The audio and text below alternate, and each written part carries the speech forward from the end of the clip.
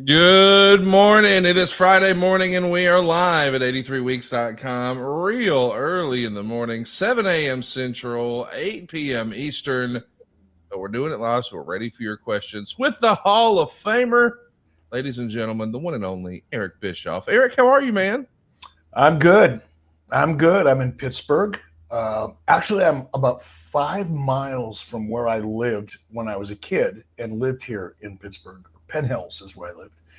So it's kind of surreal, after everything that's happened, and I'm kind of going back to where I spent quite a bit of time, and things happened here for me that were very influential in my life. So it's kind of cool being back. I haven't been back here just to look around the old neighborhood, so to speak, and I don't know, man, 25 years or so. So it's pretty cool. Buddy, where didn't you live? I mean, there's the Michigan piece, and then there's the Minnesota piece, and I know you lived in Chicago, and you've lived in Arizona, and you've lived in Atlanta, and you lived in Wyoming, and you lived in Pennsylvania. Are you trying to collect them all, man? This is like a Johnny Cash song. I've been everywhere.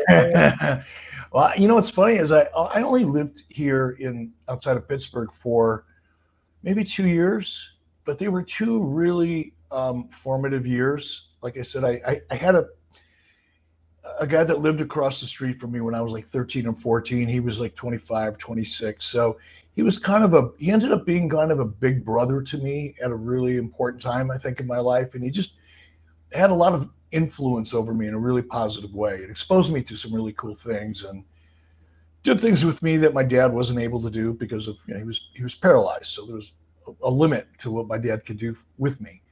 And his name was Bob. And Bob kind of stepped in and big brothered me, and like I said, had a lot of impact on me in a really positive way. And what's really cool is my friend Bob passed away, I think, in 1981. He was only 33 years old or so. Oh, man. And he had a daughter. Her name is Regina. And I met Gina when she was maybe 3 months old and hadn't seen her since. And I won't take you through the family drama, but I met her for the first time yesterday in person. Oh, my. And had lunch with her, and she brought her son, Gabriel, who's 21 years old and just a great kid. He is my friend's grandson, and developed a really cool relationship in a very short period of time, and kind of look forward to doing some things with him. And by the way, he's very interested in getting involved in a real estate mortgage business. So I said, I think I know a guy that you do. maybe help you out a little bit. So I promised to help him as much as I could and point him in the right direction. And that really made me feel good that I was able to do that for my friend. So it was a cool moment. Man, I was going to try to talk about the more emotional stuff at the end of the show, but you've opened it up. I got to ask, do you think, for those of you who don't know Eric in the casual, real life way that I do, Eric is not like a big phone guy. Eric and I can talk 17 times throughout the week, but if you took our total talk time from all 17 calls, it might be 20 minutes. Yeah. It's just quick. Here's the information. Okay, see ya. There's no heat. No one's upset. It's just the way we communicate. And, you're not always willing to share what's underneath that candy shell. There's some nougat in there, but there is a hardened shell sometimes, but you got to know how to worm your way through. But to hear a story like this, that you met Bob's daughter for the first time after all this time, do you think, given everything else that's happened in your life over the last few weeks, and we all know what we're talking about, it just puts you more in touch or in tune with that? I mean, was this God's plan? Like, not trying to be overly emotional, but I just think the combination of what your week has been like, it's probably a roller coaster of emotions right now. It really has been. And do I think it's God's plan? Absolutely do believe that. There's so many things that have happened. Well, probably throughout my life, but sometimes I haven't been aware, haven't been really grateful in the ways that I should be. But over the last several weeks, and not just with Hulk's passing, but so many things that have fallen into my lap, so to speak. I can't look at it any other way. I mean, I've always been a believer in throughout my life, as far back as I can remember. But my relationship with God with Christ has kind of been off and on. It's a little bit like our phone conversation sometimes. But just over the last couple of months, that's really changed a lot. And over the last, 10 days, 2 weeks, I'm even more aware. So absolutely, I believe it to be true. Absolutely believe it to be true. We are indeed live this morning at 83weeks.com. If you've got a question, we would love to hear it. So keep them coming for Eric Bischoff. By the way, I want to remind you, we only bought the domain to forward to our YouTube. So if you're on YouTube, which I guess by this point is the second largest search engine in the world, you can just type in 83 weeks and you'll find us there. But that's where we're live. I want to encourage you, when you find our Facebook or our YouTube rather, hit that subscribe button and turn on the notifications bell so you won't miss us when we're live, even if it's early in the morning. Speaking of early in the morning, Eric, we've got more of our Australian contingent with us this morning, just based on the time zone. Ben Jones and Vegemite Man, we appreciate you guys hanging out with. I saw Danielle up and early this morning. Greatly appreciate her support over at adfreeshows.com. Jacob Brown is with us. So I just want to give a shout out to Eric Bischoff. Thank you for everything. I was a WCW kid, still chasing that high you influenced in those 83 weeks. I'm also sorry about the Hulkster. Love you guys.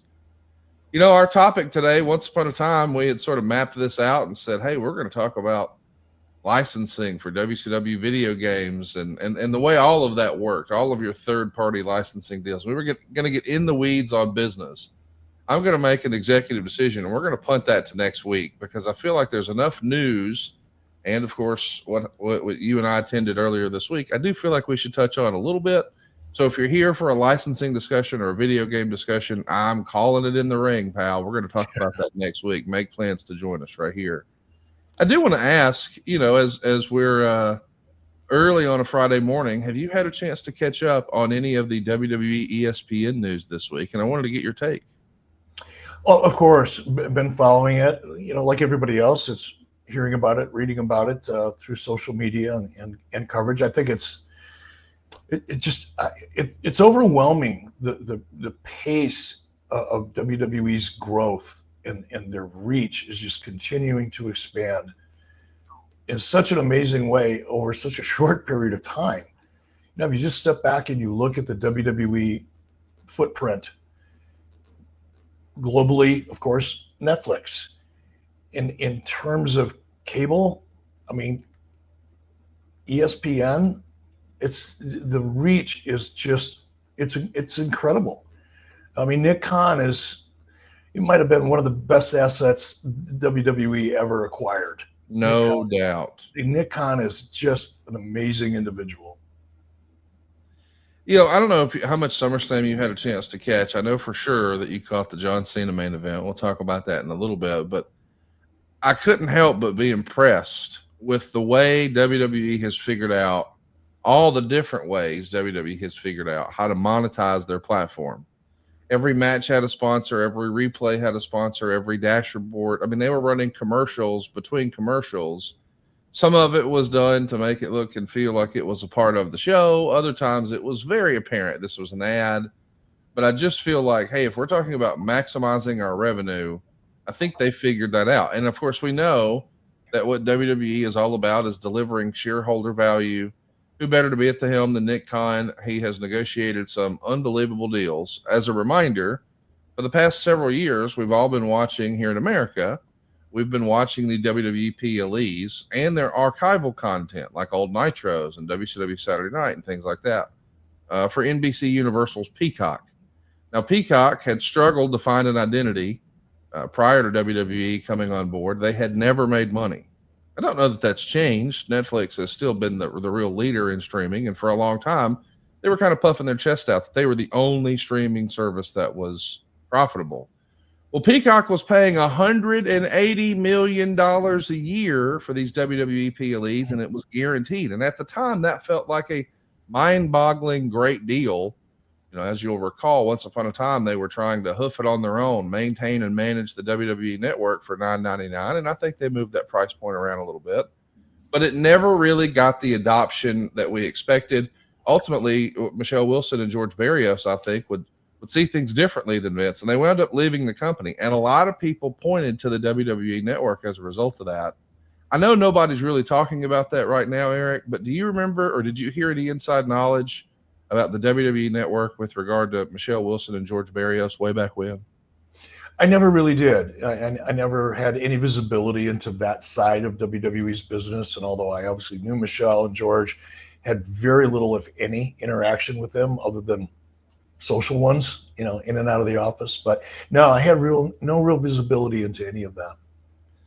Well, it is interesting to see how that was certainly Vince's vision. He wanted to own the content and own the distribution. And I think long term, that's where everybody's going to want to be one day. But in the meantime, the deal maker, Nick Khan, he swooped in and he took the $180 that he got from $180 million that he got from Peacock, and he flipped it into a deal with ESPN for $325 million. $325 a year for 5 years. It's a boatload of cash. And Nick Khan has been speaking about this, doing a bit of a media tour. Will the subs follow the product to whatever the new platform is? I think we've demonstrated to Peacock. Our subs will follow. They certainly all followed from the WWE network, and that expanded that subscribership extensively with Peacock. And there's obviously other product at Peacock to watch, which our fans who subscribe primarily for us were able to sample. The same will be the case with ESPN. Now, of course, you didn't just have to subscribe to Peacock. A lot of people, if they had certain cable packages, I think Comcast or whatever they're called these days, Xfinity, they maybe actually allowed you to see those PLEs as part of your package. You didn't have to actually go out and buy Peacock. And we know the rest of the world, they were still able to see some of those premium live events through Netflix.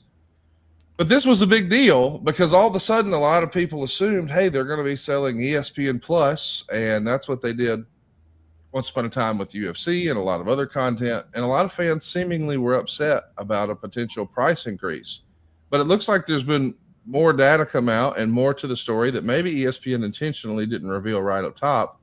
Maybe you don't have to have ESPN Plus. Maybe it's not a new $30. If you already have a cable package like YouTube TV or what have you, and you have ESPN, in theory, you're going to get to see some of the larger WWE events.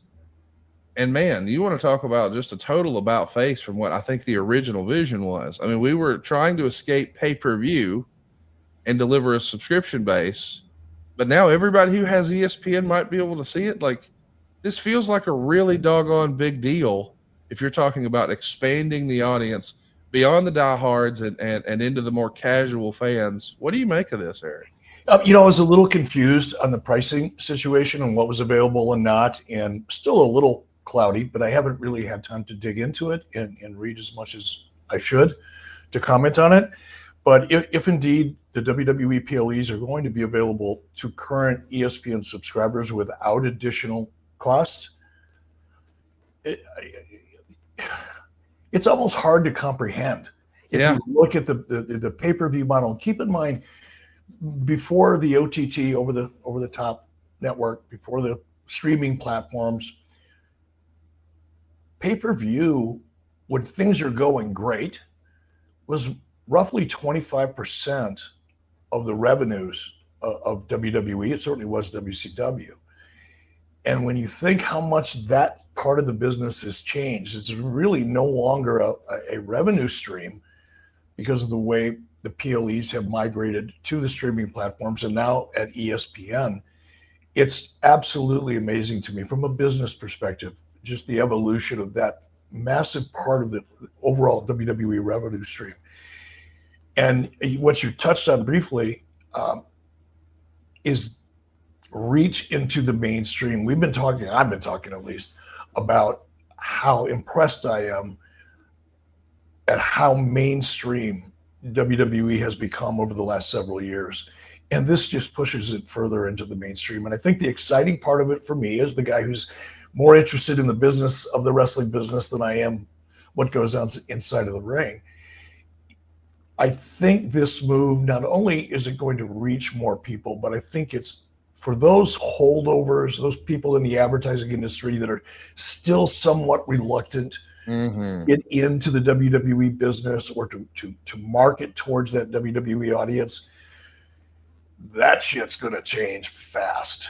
And I think what you'll see, in addition to, more people having access to the product, more people watching the product, watch for advertising rates to increase. Watch what happens, read what happens to their advertising revenues when they file their SEC quarterlies. I would imagine revenues are on the ad side. Revenue sponsorship is going to jump significantly. It's just my guess. Without doing a deep dive, that's going to be the big advantage in this new strategy. Well, listen, I know that for a lot of people hearing that, they're going to say, oh, that can't possibly be the case because they've already got so many ads. You couldn't cram another one in. And that is correct. However, they can charge more for those ads if more people are watching. Like, all advertising is based on how many people are watching. And now, man, you've expanded that potential footprint to a ridiculous degree. And as a reminder, it's deals like this that make the Logan Paul partnership and the Jelly Roll partnership and the Bad Bunny partnership. That's what really drives this engine, because now the casuals who may not, because I know for a long time people have thought, well, I know they're a big star, but I guess it makes sense because maybe someone will check it out. I don't know how many people actually went into their wallet and bought a pay-per-view to check it out if it wasn't Mike Tyson. But if it's just on ESPN and I can just flip it over, boy, that feels like that is a much different opportunity. And let's be real, ESPN has been looking for a win. ESPN has had a viewership problem because once upon a time, man, when I was growing up, Eric, I think most kids my age watched SportsCenter every morning before they went to school. Like, it was a big part of our life. We don't have to wait and go find a television show to see what happened. We're watching it on our phones in real time now. So it's just become a lot of talking heads through the years. And don't get me wrong, they've made it very, very entertaining. But as all of the rights fees for these different sports are moving, and you've just seen like the big monumental move that the NBA made, moving away from TNT after all that time, it does feel like ESPN was looking for a hit. And WWE has had proof of performance, if nothing else, with Peacock. I think with the benefit of hindsight, we'll look back at that Peacock deal and say, hey, if this was an athlete, that was Nick Khan's rookie contract, because boy, he got double on the renewal. I can't wait to see what's next for WWE. Whether you're a WWE fan or not, this is awfully exciting for the business and what it means to the business. And I know a lot of people were upset this week, Eric. They're thinking, well, I'm out. I'm not paying $30 a month. This is bull. I want to remind everybody, the people who are saying that now, not that long ago, pretty routinely paid $30 a month for a pay-per-view. Now it's going to be free on ESPN. I think ticket prices are going to keep going up because the fan base is going to continue to expand. I can't wait to see what's next for WWE, but it's hard for me to think this is a negative for anybody, Eric. This is a win for wrestling companies, the wrestling industry, the workers within it. And I think it's a win for fans. Like, my dad, I don't think ever watched a WWE event on Peacock. He'll watch them on ESPN. That's it. It is. It's hard to really even comprehend how much of an impact this move is going to make on WWE over the next 3 to 5 years. Other than just, it's going to be monumental. And it is good for the business. It's more opportunity. The proof of concept that WWE has delivered can help other wrestling companies, because the business is more legitimate in the eyes of those who are not necessarily wrestling fans, but you cannot deny the appetite for the product and the loyalty. And Nick Khan talked about that in that quote that you read. It's really interesting while you're reading that. I thought of Ted Turner, because Ted Turner, if you go back and read anything about Ted, one of the reasons that Ted was so loyal to professional wrestling and WCW and why he wanted his own wrestling company is because Ted's philosophy at the time, and at the time it was people thought he was nuts, but Ted's philosophy was own the content, own the distribution, which was a novel idea at the time. It's just not the way the entertainment business was built. But Ted believed that, and he knew that wrestling fans are incredibly loyal. At that time, they might not have been the biggest fan base that Ted could have hoped for, but they were the most loyal. And it was the same strategy that you referred to in that quote. is if you've got a product and you know you have a loyal audience that regardless are going to come every week, that's your opportunity to promote other content that they might not otherwise see. And Ted believed that WCW was a big part in professional wrestling in general, was a big part of the foundation for Turner Broadcasting. That's why he was so loyal to it. And then when it actually worked and we proved that Ted was right, it just continued to grow opportunity, not just for WCW, but for everybody else. So I think when you look at what Vince McMahon achieved, what he did in his vision, the strategy that Ted Turner had in building his network based on the loyal fan base, in part, not completely, but in part, on the loyal fan base that professional wrestling provides, that fact alone and the way it has manifested over the last 30 years creates more opportunity for AEW, for TNA, or for whoever else comes along and steps into the world of sports entertainment, professional wrestling. They've really led the way and created an opportunity for so many people. It's fun to at least have been a part of it and look back on it. Well, I can't wait for us to continue to talk about this, because the big question is what happens with the archives. Before we tackle that, I want to remind you that finding the perfect car, man, it feels like dating. You just hope you don't settle for good enough when you deserve something really great. But with Car Gurus, they take the guesswork out of car buying. Real price analysis, vehicle history, price drop alerts, and the best deals. No bad dates, just good cars. You see, Car Gurus will connect you with trusted dealerships when you're ready, ensuring a transparent and hassle-free buying process. With over 4 million listings, Car Gurus has more car listings than any other major online automotive marketplace in the United States. So you know you can find the best deal. Car Gurus gives you the control to shop how you want to shop, with all the tools, information, and data-driven deal ratings that you could ever need. It's truly no wonder that SimilarWeb estimated traffic data shows that Car Gurus is the #1 most visited car shopping site. Buy or sell your next car today with Car Gurus at cargurus.com. Go to cargurus.com to make sure your big deal is the best deal. That's cargurus.com, cargurus.com, cargurus.com.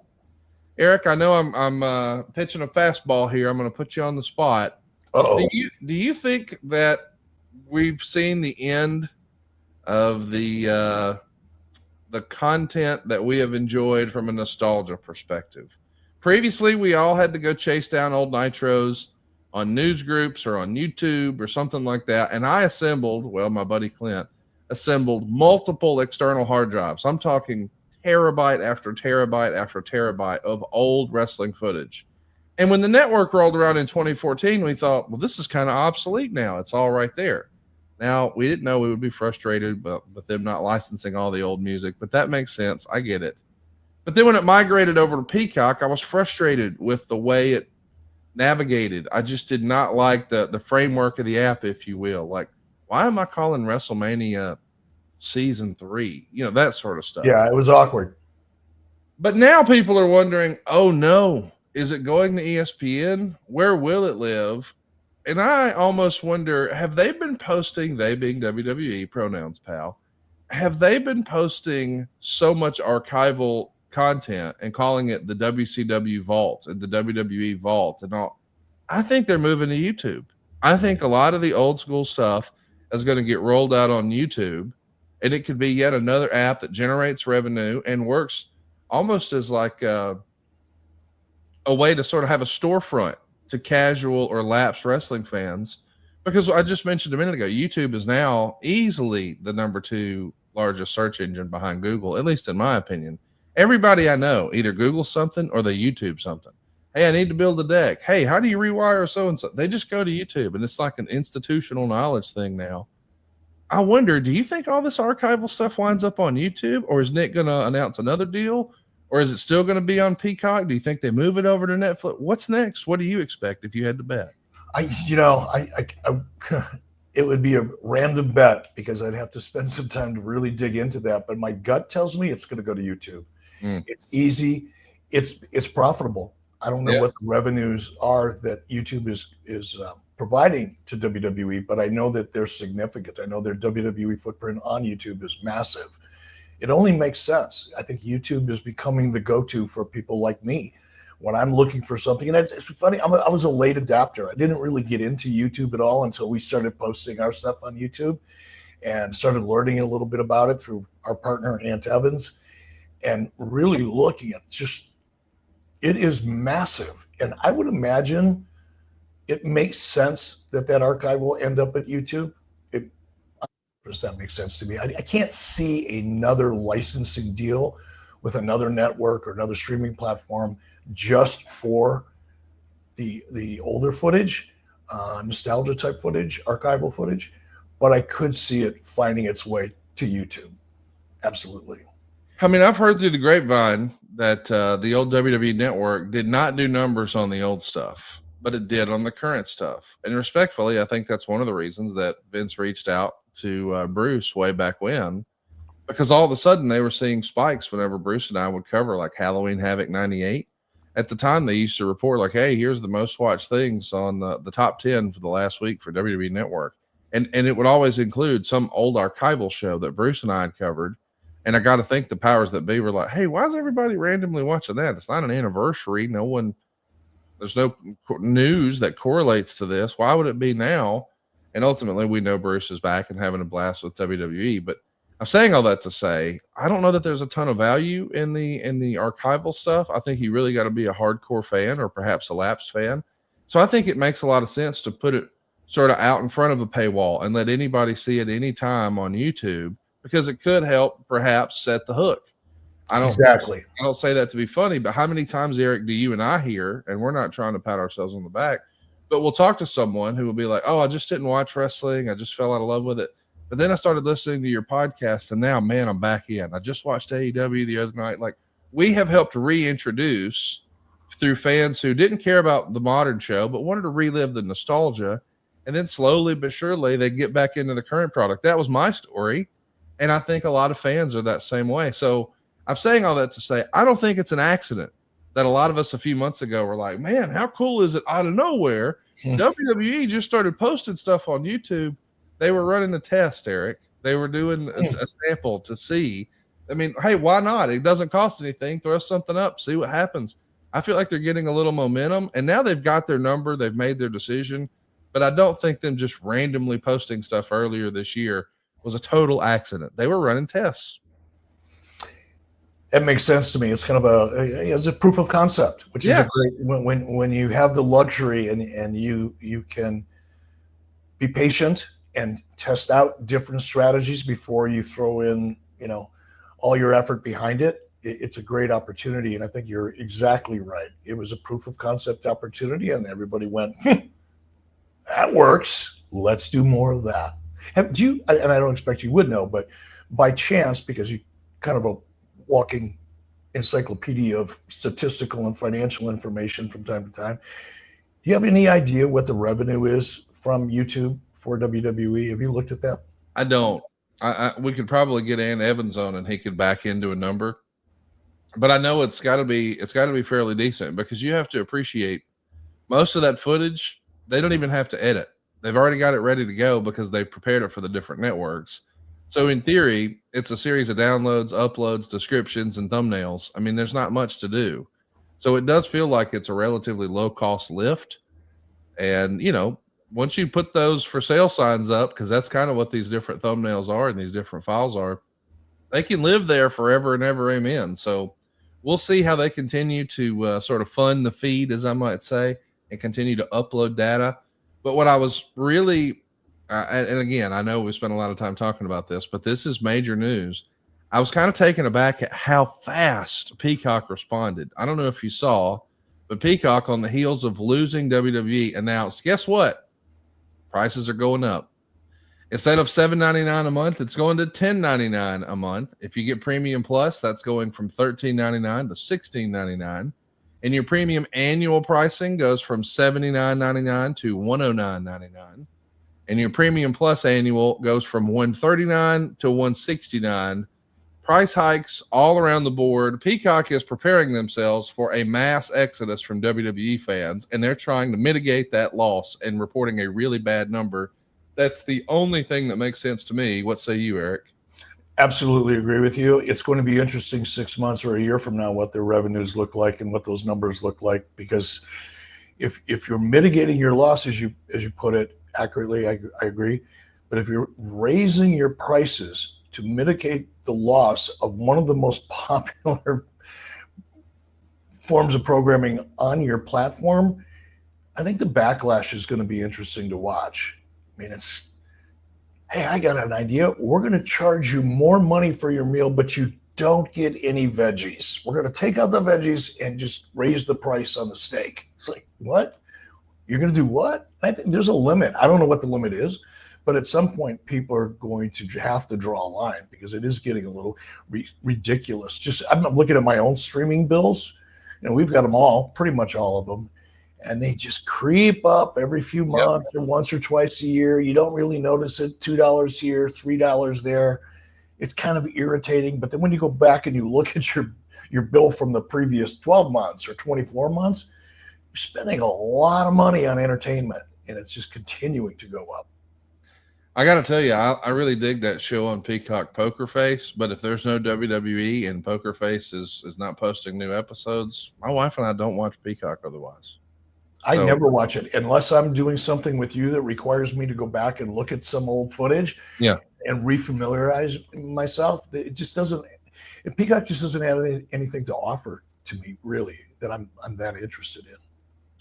Well, we're going to stay tuned to see how that affects everything, because my next question on this is, you know, I'm not saying that this ended ugly. I mean, it was a business deal. Contracts come to an end. It is what it is. But I, for one, have enjoyed some of these Saturday night's main events. And I do wonder, do you think that will continue, you know, post Peacock? I mean, obviously that was an NBC property and an NBC opportunity.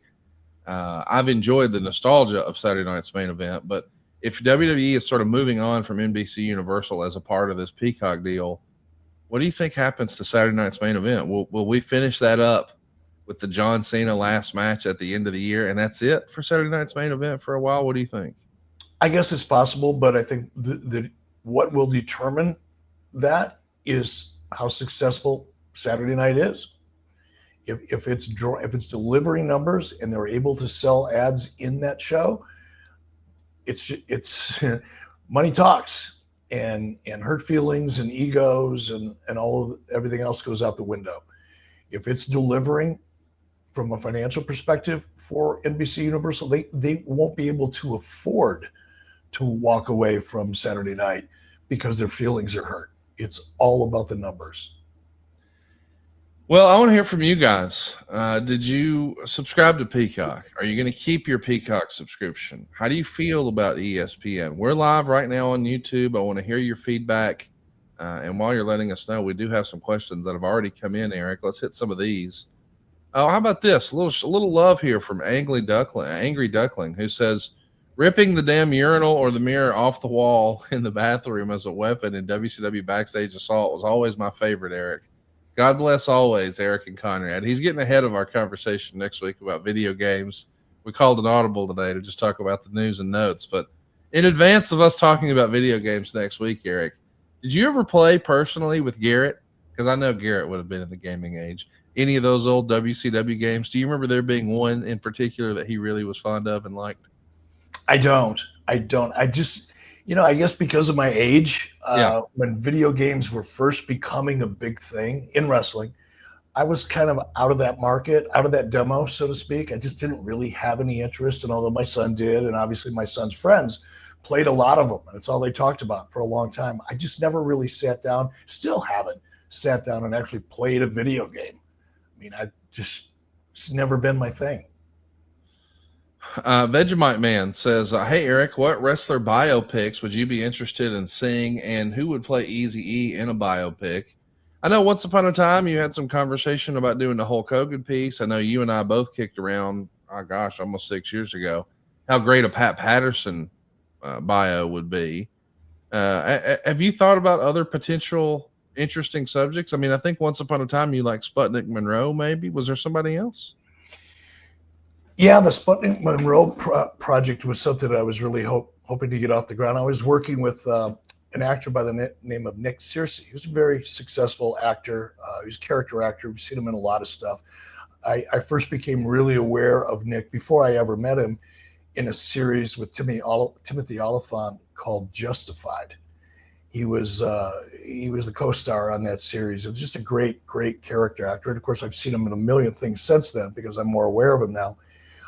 That would have been a great project because Monroe and the story of Sputnik Monroe was also, it was so significant because of its era and race relations and exposing a lot of things that was still back in the 60s, 50s and 60s was still a pretty big issue in the South when it comes to professional wrestling. And Sputnik Monroe broke down a lot of walls in the professional wrestling business. So I think any story,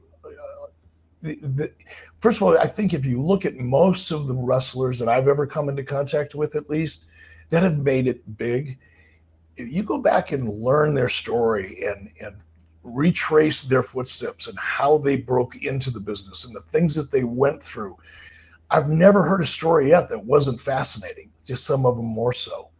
But I haven't really thought about doing another biopic or doing a biopic, I should say, on another wrestler. It's just, there's so many of them, you know, so many of these wrestlers I'd love to learn more about.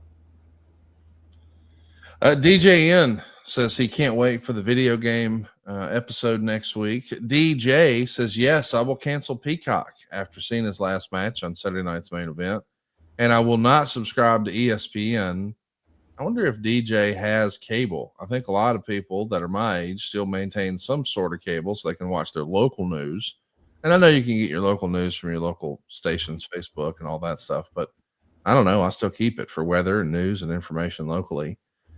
Travis Fowler says, hey, they have the NBA coming to Peacock and NFL Sunday Night Football. But outside of that, I don't know if I'd keep Peacock. Okay, well, listen, if they got NBA and NFL Sunday Night Football, and that's the only place to watch is on Peacock, turns out I'll be keeping Peacock during this season. Yeah, that's Sunday Night Football play. No, I'm not a big fan. I don't have anything against the NBA, but I'm just never been a really big NBA fan until the playoffs. Then I get interested. I guess because there's just so many games, it's just hard for me to invest emotionally or, you know, really care about 80% of the season. It only gets interesting towards the end. But obviously, there's a huge NBA audience. But that NFL Sunday Night Football, that's your anchor. That's your foundation. Eric, wrestling fans have been notorious for throwing things, trash in the ring and so forth. So we're talking about, you know, Hulk Hogan's infamous turn, Bash at the Beach, 1996, and just a parade of trash coming into the ring. It became par for the course for the NWO for a while. I want to be clear. I'm not advocating for that. I'm not suggesting that you do that. It's dangerous. You will get in trouble. You might get banned from all future events. You'll certainly get banned from that arena. You may face criminal charges. It's a bad idea. Don't do it. That being said, and I don't want to say the word because we're live on YouTube here, but I'm sure you've seen the WNBA over the past week or so has had a an issue with marital aids being thrown. I was wondering what you were going to use. Marital aids is a good one. That's as good as I can come up with as I'm freestyling here. I have to admit, I'm kind of surprised because in ECW and we've seen so many crazy offensive things that have happened in wrestling. It's almost like you're trying to find the threshold of good taste and at times tiptoe over it. But the WNBA with these marital aids, there's been more betting volume on whether or not one of those will be thrown on the court than the actual game itself. I'm not advocating for this. I'm not trying to speak it into existence. But somebody's going to throw one inside the ring during a ladies' match. It's only a matter of time, it feels like. Can you believe this is even something we have to discuss or be worried about, Eric, in 2025? It's bizarre. Yes. It's just bizarre. And I think here's another example. And this is like across social media. People just want attention. Yeah. Whatever they can do to get attention. And I saw a picture of I guess there's some kid that got busted the other day that threw one onto the NBA or the WNBA floor. To me, just looking at him is like the stereotypical social media, please, I need attention kind of guy. It's bizarre. And now I think it was Clay Travis I was reading this morning, actually. And from what I understand, there are people now betting on the color of marital aids that are going to be tossed into the ring. It's just bizarre. But I know this sounds crazy, but I think there's somebody in the WNBA that's actually privately going, yeah. Because now people are going to start watching the WNBA just to see if there's going to be things tossed out onto the floor and then have the ability to bet on the color. I mean, it's absolutely insane, but it's bizarre, man. It's really bizarre. If you don't mind, will you remind us the name of your first book? Controversy Creates Cash. Was that it? Yeah. How true that is. Wow. What are you going with? You going green, purple? What color are you picking next? I think they're going to have to move into something flashy, something neon colored. Maybe, I don't know. Let's go with purple next. Purple's a good color. It happened last night, Eric. Purple. Oh, it did? Yeah. Purple? Wow. Isn't this wild? This is the craziest conversation of all time. And I don't know that you've seen, but a couple of nights ago, the WNBA instituted a policy, no purses or large bags. So you're going to have to sneak it in the old-fashioned way, like Christopher Walken with the watch in Pulp Fiction. You see this watch? Your father. All right. At True Classic, it's never just about the fit or the fabric. It's about helping guys show up with confidence and purpose every single day. Their clothes fit where they should. They feel incredible, and they don't cost a fortune. You get that tailored look without sacrificing comfort or blowing your budget. But what really sets True Classic apart is the mission behind it all. From uplifting men in their day-to-day lives to giving back to underserved communities.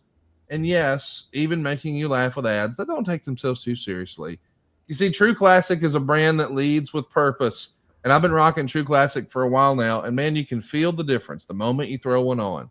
It's tailored where you want it. It's relaxed where you need it. There's no bunching. There's no stiff fabric. None of that BS. Just a clean, effortless fit that actually works for real life. So forget overpriced designer brands. Skip the cheap throwaway stuff. True Classic is built for comfort. It's built to last, and it's built to give back. You can find them at Target, Costco, or to support the show and get the best deals. Go right now to trueclassic.com/83weeks and try them for yourself. That's trueclassic.com/83weeks. trueclassic.com/83weeks. We are live right now, and we're taking your questions. If you've got one, we want to hear from you.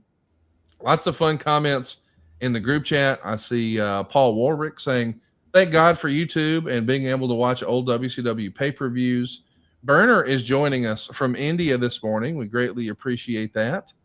We also see that we've got some reminders about over across the pond. CRT TV says, I'm in the UK and I have Netflix and I wish I had WCW content on there. Eric made WCW the best thing ever back in the 90s. Thank you so much, Eric.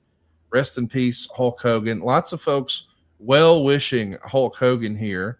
And we are going to be talking about Hulk Hogan momentarily, but we want to keep those questions coming. If you've got a question about what's going on with WWE, specifically, I don't know if you saw this interview, but I thought it was kind of interesting where when they were discussing the first ever 2-night SummerSlam, we know there's been a 2-night WrestleMania. You and I have predicted there will be a 2-night Royal Rumble and there will be a 2-night Money in the Bank. I think that will prove out. But what I loved about this conversation, I think it was with Triple H, is the analogy he made to, hey, it's like taking your family to Disney. You don't go to Orlando or to Disney parks for the day. You're going to make a weekend out of it. You're going to make a 3-day weekend out of it. So they're trying to really load up these weekends and make them a destination. So you'll have a Friday night SmackDown, a Saturday night PLE, a Sunday night PLE, but you'll have matinee shows. Maybe on one day you'll have an NXT show, on another day you'll have a AAA show or a TNA show, or, a WWE ID show. But you can also have live podcasts like they've had with Dead Man Talking or whatever they're calling the Undertaker live podcast. But then they've got the superstore. So they've made it a real destination. So it's not just we're going to town to watch one event. It's a full thing, and they figured out a way to, monetize you every which way. And when you talk about economic impact, that's what they're really driving at, because that's really going to be the leader, because a lot of these big venues, they're not paying for these big stadiums. And maybe, in fact, not only are they getting the stadium free, but they're going to get a huge tax break and maybe even a subsidy from the city, from the community, because they want all that tourism there. I just think it's inevitable that we're going to start with these two-night events. We're going to expand it to 4, and I don't think it'll be long before it's happening every weekend, but just different parts of the country. Maybe 2 nights in Paris or 2 nights in London, and every corner of the world will get their 2-night weekend or their 3-day weekend of WWE. What do you make of this report, Eric? It's amazing to me. And at first I was kind of like, 2 nights, man, it's just too much. I was just looking at it from a consumer perspective. It's expensive, it's too much.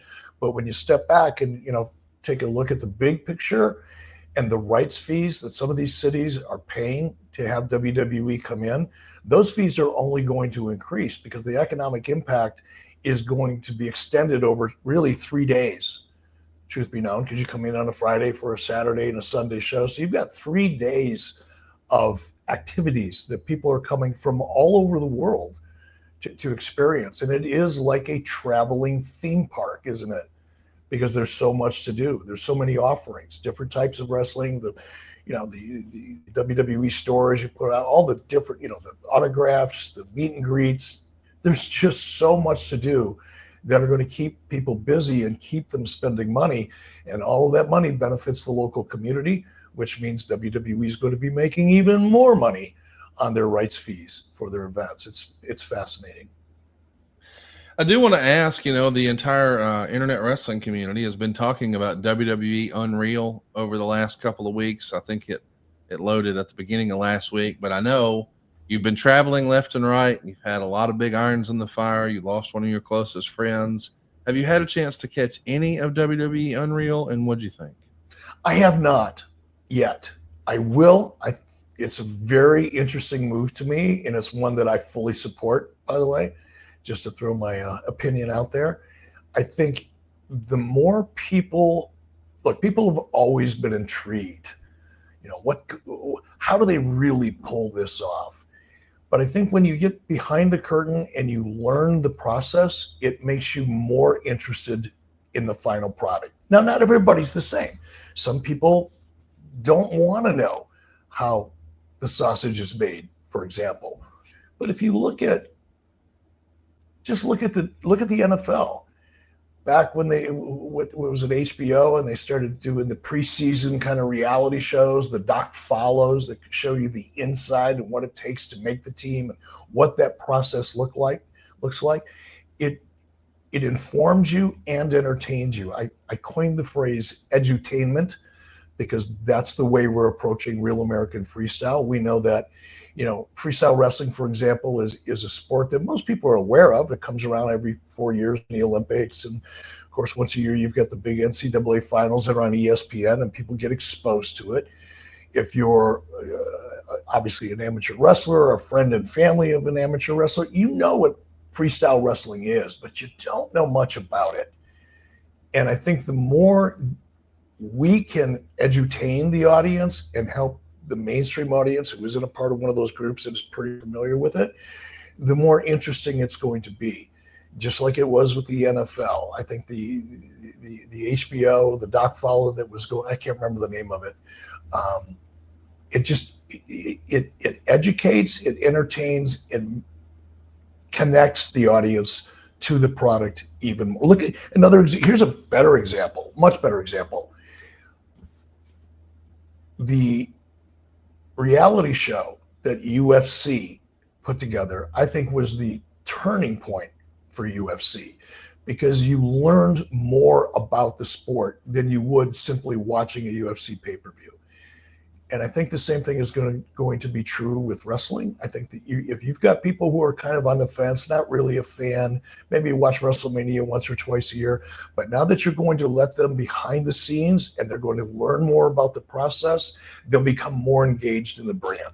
And I really think that was the strategy. Obviously, I wasn't a part of any of those discussions, but it makes sense to me that any way you can engage the audience or a potential audience, the more likely your brand is, going to get bigger, faster, stronger. And that's what I expect to see. I think it's fascinating. It's a fascinating idea. I haven't seen it yet. I'll be really curious about the authenticity of it, because shows like that don't work if they're not authentic. But while you're being authentic, you're going to have to really show people what goes on behind the scenes. So I'm excited to learn more about it. I will watch it when I get home. I've been on the road for basically 14 of the last 16 days, and a little bit busy during that time. So I just haven't had time to sit down and relax and watch something I'm curious about. But I am curious about that, and I look forward to getting home Monday and checking it out. I think it's interesting too. You and I, we're over it at this point, but I know a lot of fans feel the need to sort of defend wrestling. Oh, aren't you, a little too old for that? That stuff's fake. That sort of takes those tomatoes that are being thrown at you as being a wrestling fan who's maybe embarrassed for watching it and says, "Oh yeah, we know there's a whole show about it, you doofus." None of us are confused about the nature of pro wrestling. It's a performance art. Like it is, acting with stunts. I mean, that's what it is. These guys are professional in-ring physical actors.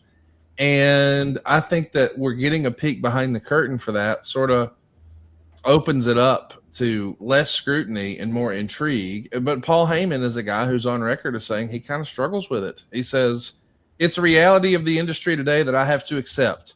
I'm not used to being so open and transparent about the inner workings and the secrecy. I'm always going to be shocked when I see a camera behind the scenes because I'm still not used to it. I'm going to have to get used to it because the train is leaving the station. He's probably not alone in that. I mean, he's got to feel there's got to be a lot of people in WWE. I haven't talked to Bruce or Michael Hayes or any of my friends in WWE about that, but it does feel like some of those guys being so old school are like, are you sure about that? Because forever it felt like a no-no to even take a photo in Gorilla. And now we're just filming the whole damn thing. It's a different thing, isn't it? It is. And I'd be curious, if I was in that writing room, to constantly be aware in the back of your mind that everything you say is being recorded and might end up on television. I just wonder if that's going to inhibit creativity. I wonder if that's going to affect just the process and the openness, because a creative process can get really it can get intense. And when I say intense, meaning it can get ugly, when you're really battling it out for your idea or the best way to execute an idea. But I wonder what that process is going to feel like, not what it looks like on camera. I wonder what it's going to feel like to the people in that room and how hard it's going to be to adjust. Now, I have talked to a couple of people that are in that room, and my impression, we didn't talk about it in great detail, but my impression is that initially it's really awkward. You're somewhat inhibited, but fairly quickly you forget that those cameras are there. And if that's the case and people get so used to it, I won't say comfortable with it, but if they become so used to the fact that these cameras are around that they begin to forget about it, then I think you're going to get some great content. But if it does kind of, weigh on you when you're sitting in that room, you are going to be somewhat inhibited. It is going to affect the way you present your ideas or react to other people's ideas in a process that can sometimes be a little ugly. And that's where the authenticity comes in. So people can get comfortable with those cameras. I don't know if I could or not. I guess I'd have to really think about that or experience it to know for sure. For me, it would inhibit me. I would be so aware of that camera that it would affect the way I communicate. Hopefully that's not the case, and you'll get some real authentic reactions, some knockdown, drag out kind of battling of ideas, because that's what would make great TV. That's what would make that show interesting, is if it's really authentic and not a performance. It's going to be a slippery slope. I know that people are going to be upset when I point this out, but it's a reality show. So it's going to come down to the edit.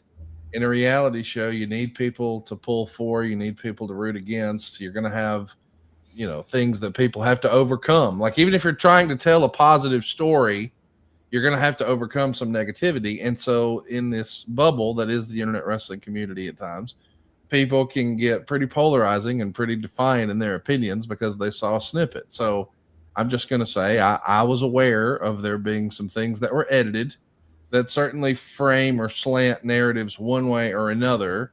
And like, we've been getting comments in our live chat right now. I've heard Unreal is a work. And it's like, well, listen, we've all heard about the phrase, and I hate to use these industry terms like this, but you worked yourself into a shoot, brother. Like, we will see storylines play out on TV that were specifically implemented from Unreal because they want to show you that unfold. And I think chief among them is the Seth Rollins story this past weekend. We're going to talk about that here in a few moments, and we are going to talk about Hulk Hogan's amazing celebration of life this past week. So hang with us. If you've got questions for Eric, we certainly want to hear from you.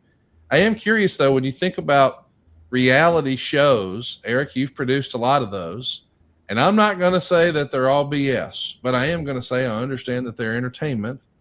And I don't know that this has happened, but if and when they ever get to a place where they feel the need to recreate something because the cameras weren't there, now it feels like it's bull. Like, I don't think that'll happen with WWE. I really don't think that'll happen.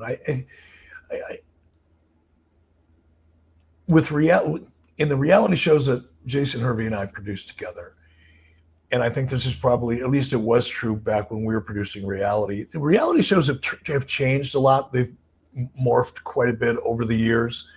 They tend to be more documentary type of shows than they are the structured reality that was so popular 10, 15, 20 years ago, where you're specifically creating an environment or you're creating a situation that is going to get a reaction. That's the structured part of reality shows that we produced, Jason and I produced.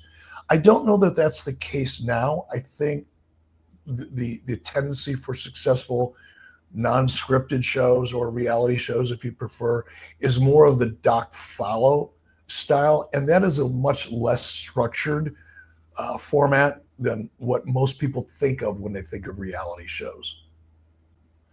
By the way, it's interesting to hear what people's opinions are. Vegemite Man, shout out to you. Appreciate you hanging us from Australia. He says, like how Michael Hayes was all calm because of the camera.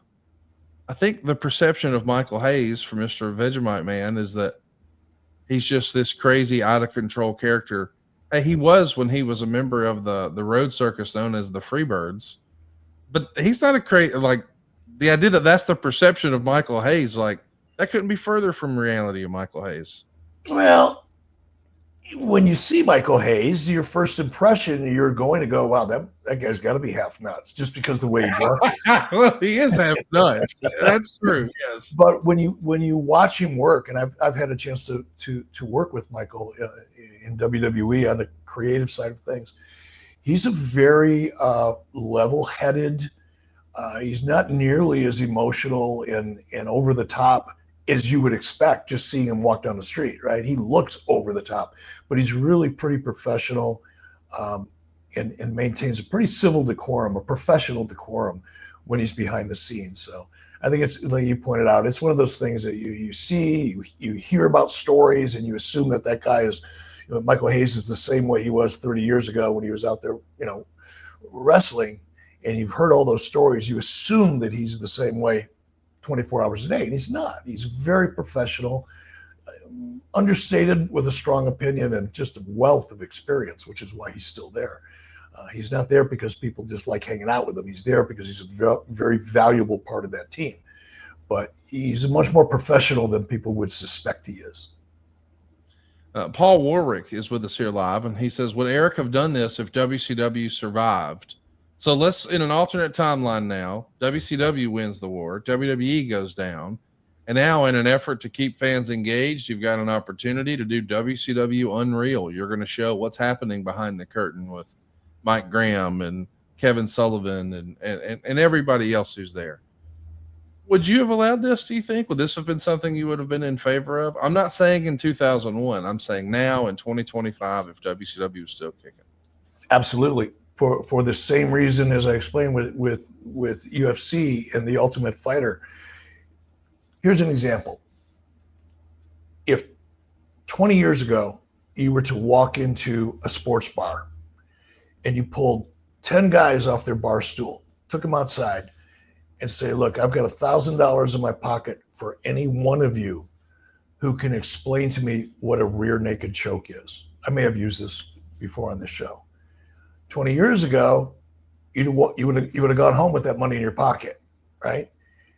Now, today, if you go into a bar and sports bar and you pull 10 guys off their bar stools, take them outside and say, okay, I got $1,000 in my pocket for any one of you who can tell me what a rear naked choke is. I would say if those 10 guys, probably 7 of them would not only be able to tell you what a rear naked choke is, they would be able to demonstrate it for you. And that's the power of that behind the scenes edutainment format. And that was a turning point. If you go back and you look at UFC's success, the pivot point was the Ultimate Fighter for the same reason. Is you are exposing the audience, you're educating the audience, and you're entertaining the audience all at the same time. You're engaging the audience, and then you're converting that audience through that engagement from one format to the other format. So, and I've always believed that. I've leaned into that type of thing my entire career, and I'm absolutely certain I would have been excited about that opportunity. Well, something I'm excited about, Eric, is we're all smelling better thanks to Mando. I know you're traveling right now. You're in Pittsburgh. I can see your bag in the background. Not that bag. And I know for sure that in there is the Mando 4-in-1 acidified cleansing bar. It's an easy ease go-to when he's traveling because he can handle his shampoo, his face wash, his body wash, and his deodorant all in one bar. And I guess it technically works as a shaving lather, so maybe that makes it 5-in-1. What I know for sure is Eric likes that it simplifies his entire hygiene routine. It's going to save space in his bag, and it also really works. Have I mentioned this is a brand new take here, the Mando Sweat Control Deodorant Stick? Listen, we've been talking about their deodorant for a while, but now with sweat control, man, you're talking double whammy. You see, it stops odor before it starts. Again, this is under your underarms. Everybody's familiar with using the stick, but it's all-day odor blocking, not just masking with fragrance like what you grew up with. We're stopping odor before it even starts. But now, with sweat control, it also fights sweat. That's like double protection. And it's so simple. Just 1 or 2 swipes under each arm keeps you fresh and dry all day long. It's safe for all skin types too. It's been developed by a doctor. It's high quality. It's got premium ingredients.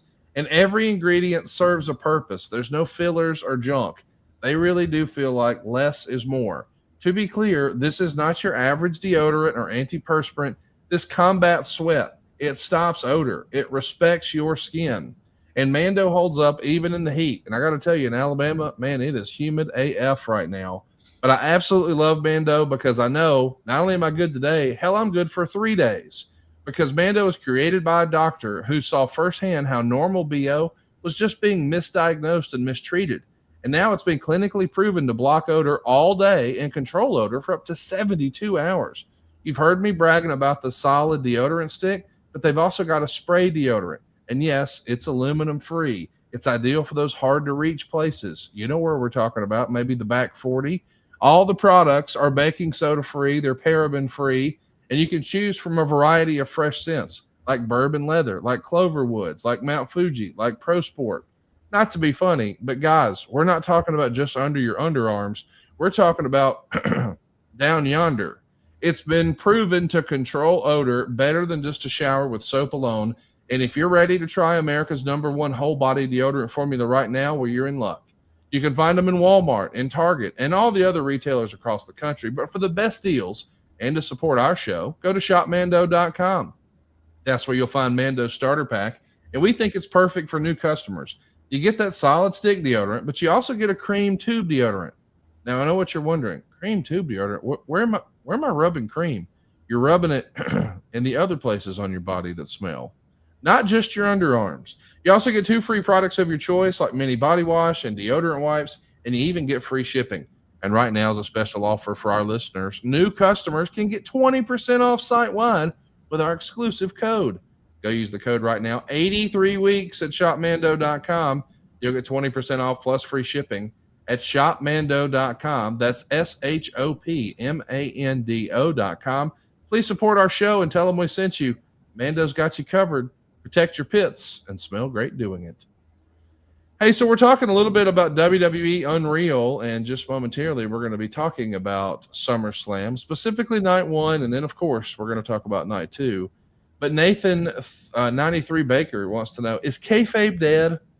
Like, I know that feels kind of even silly to even talk about, but I think a lot of people with Unreal, they wonder, is kayfabe dead?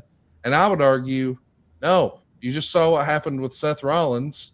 It's not dead. In fact, I would think WWE Unreal, I feel like they're going to try harder than ever to kayfabe us and keep big secrets, because that makes for entertaining television on the behind-the-scenes show. I think I would argue that kayfabe is somehow now going to be even more protected as far as the secrecy of the big surprises, Eric.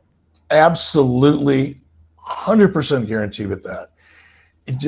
It's going to provide a different opportunity to exploit the concept of kayfabe, because you're going to allow the audience to think one thing and be absolutely sure they know what's going to happen because they're engaged in the process, going back to why I think this is a good idea.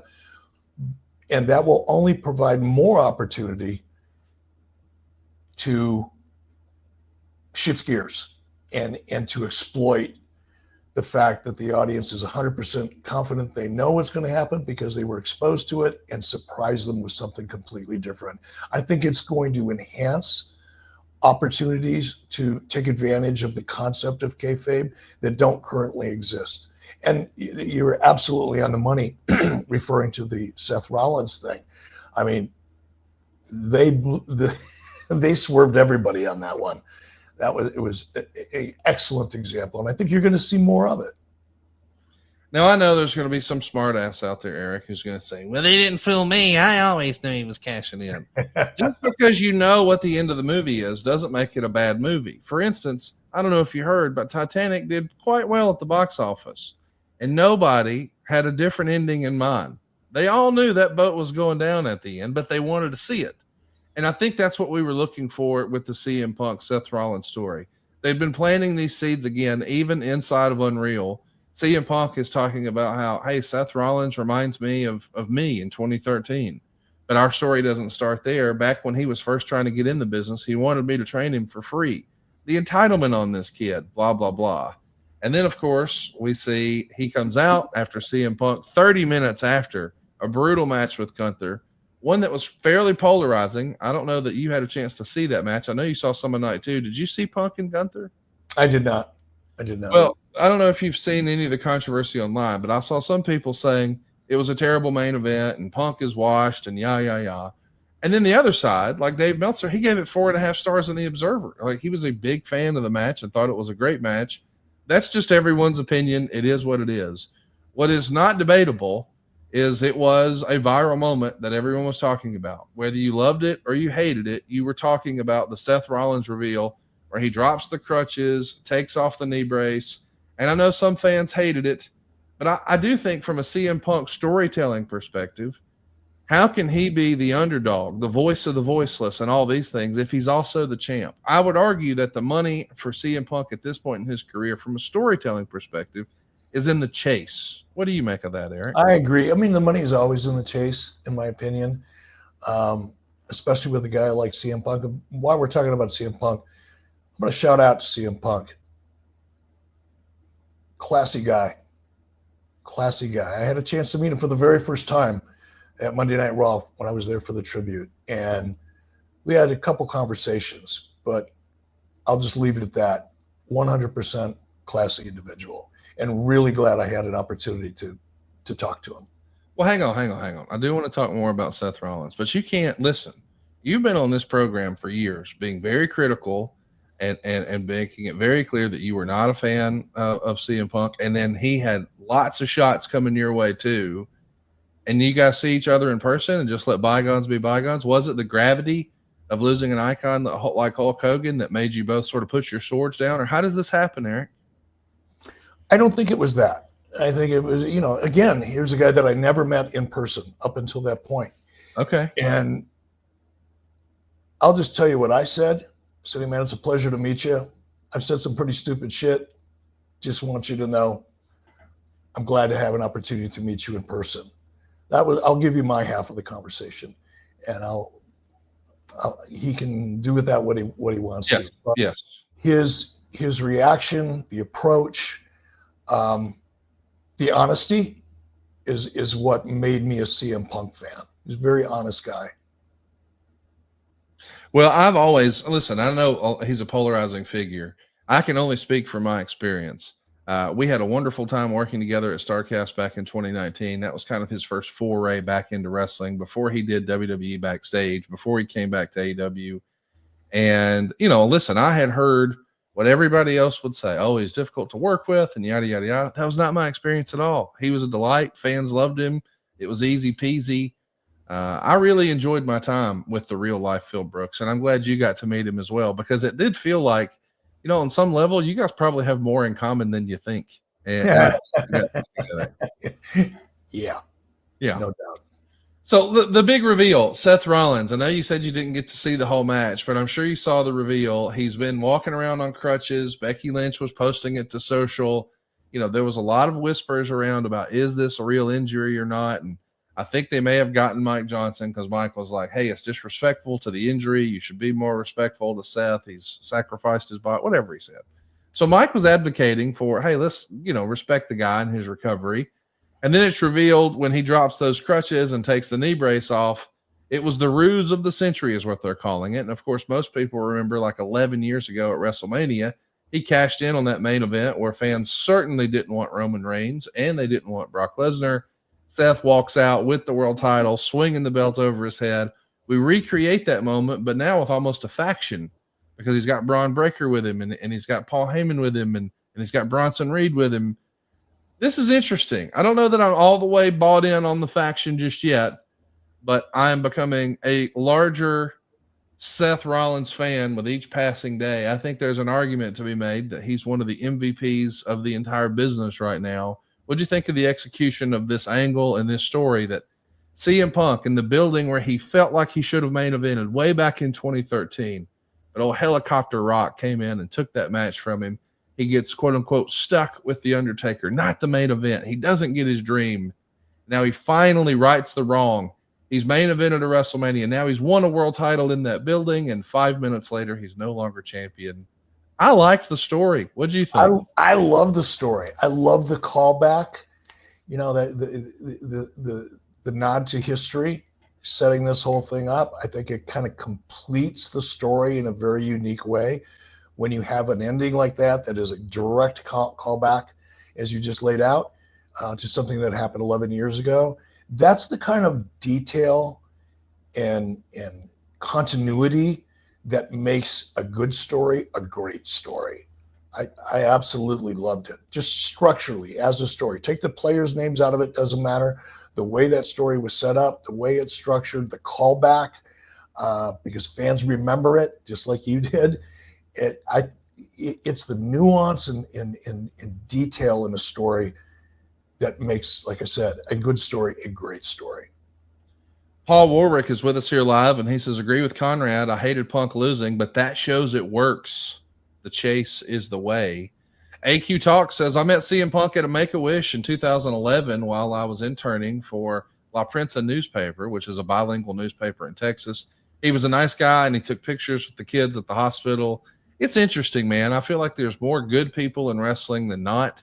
But sometimes we get so caught up in our own little bubble and we decide, well, this guy's a bad guy or that guy's a bad guy. But when you see some of the kindness that has been shown in the past few weeks, and we're going to talk about Hulk Hogan's Celebration of Life, man, it really proves there's a lot of really great people in and around this space. Don't you think, Eric? Absolutely. And that's the part, I said this to somebody in a text last night. I just wish like I got a chance to, and, so I'm going to say I got to know, CM Punk. Certainly that's not the case, but I got a pretty good feel for him and what he's about.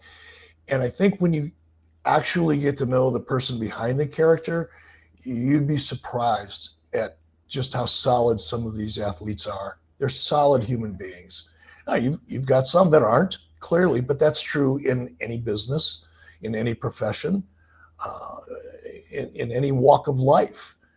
But I think in wrestling, maybe because of the nature of the business and how difficult it is, the camaraderie that evolves over time, I see a lot more really cool people than I don't. Let's put it that way. We're live here. If you've got a question for Eric Bischoff, we're talking all things SummerSlam. Of course, we touched on the main event. I also want to touch on the fact that Nick Hogan was there.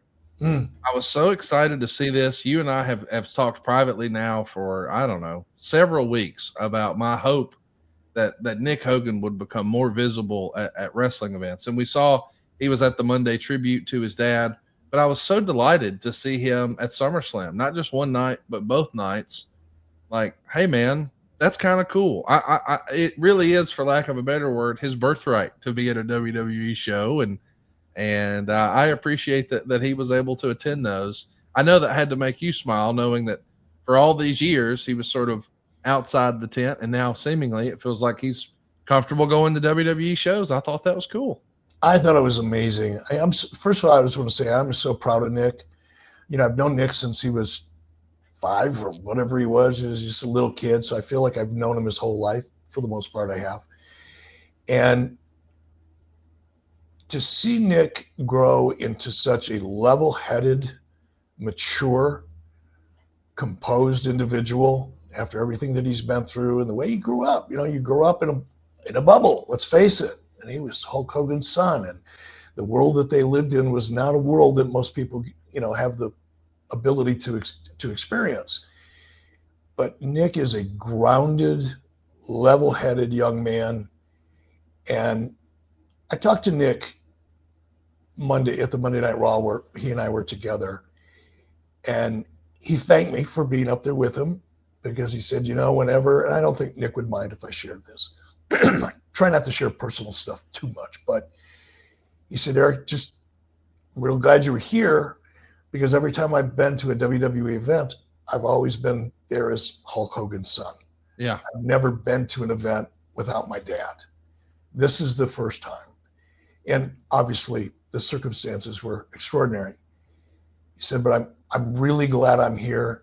These people make me feel better about coming to an event, meaning the audience. Mm-hmm. The love that he got from that audience was something that he probably really needed.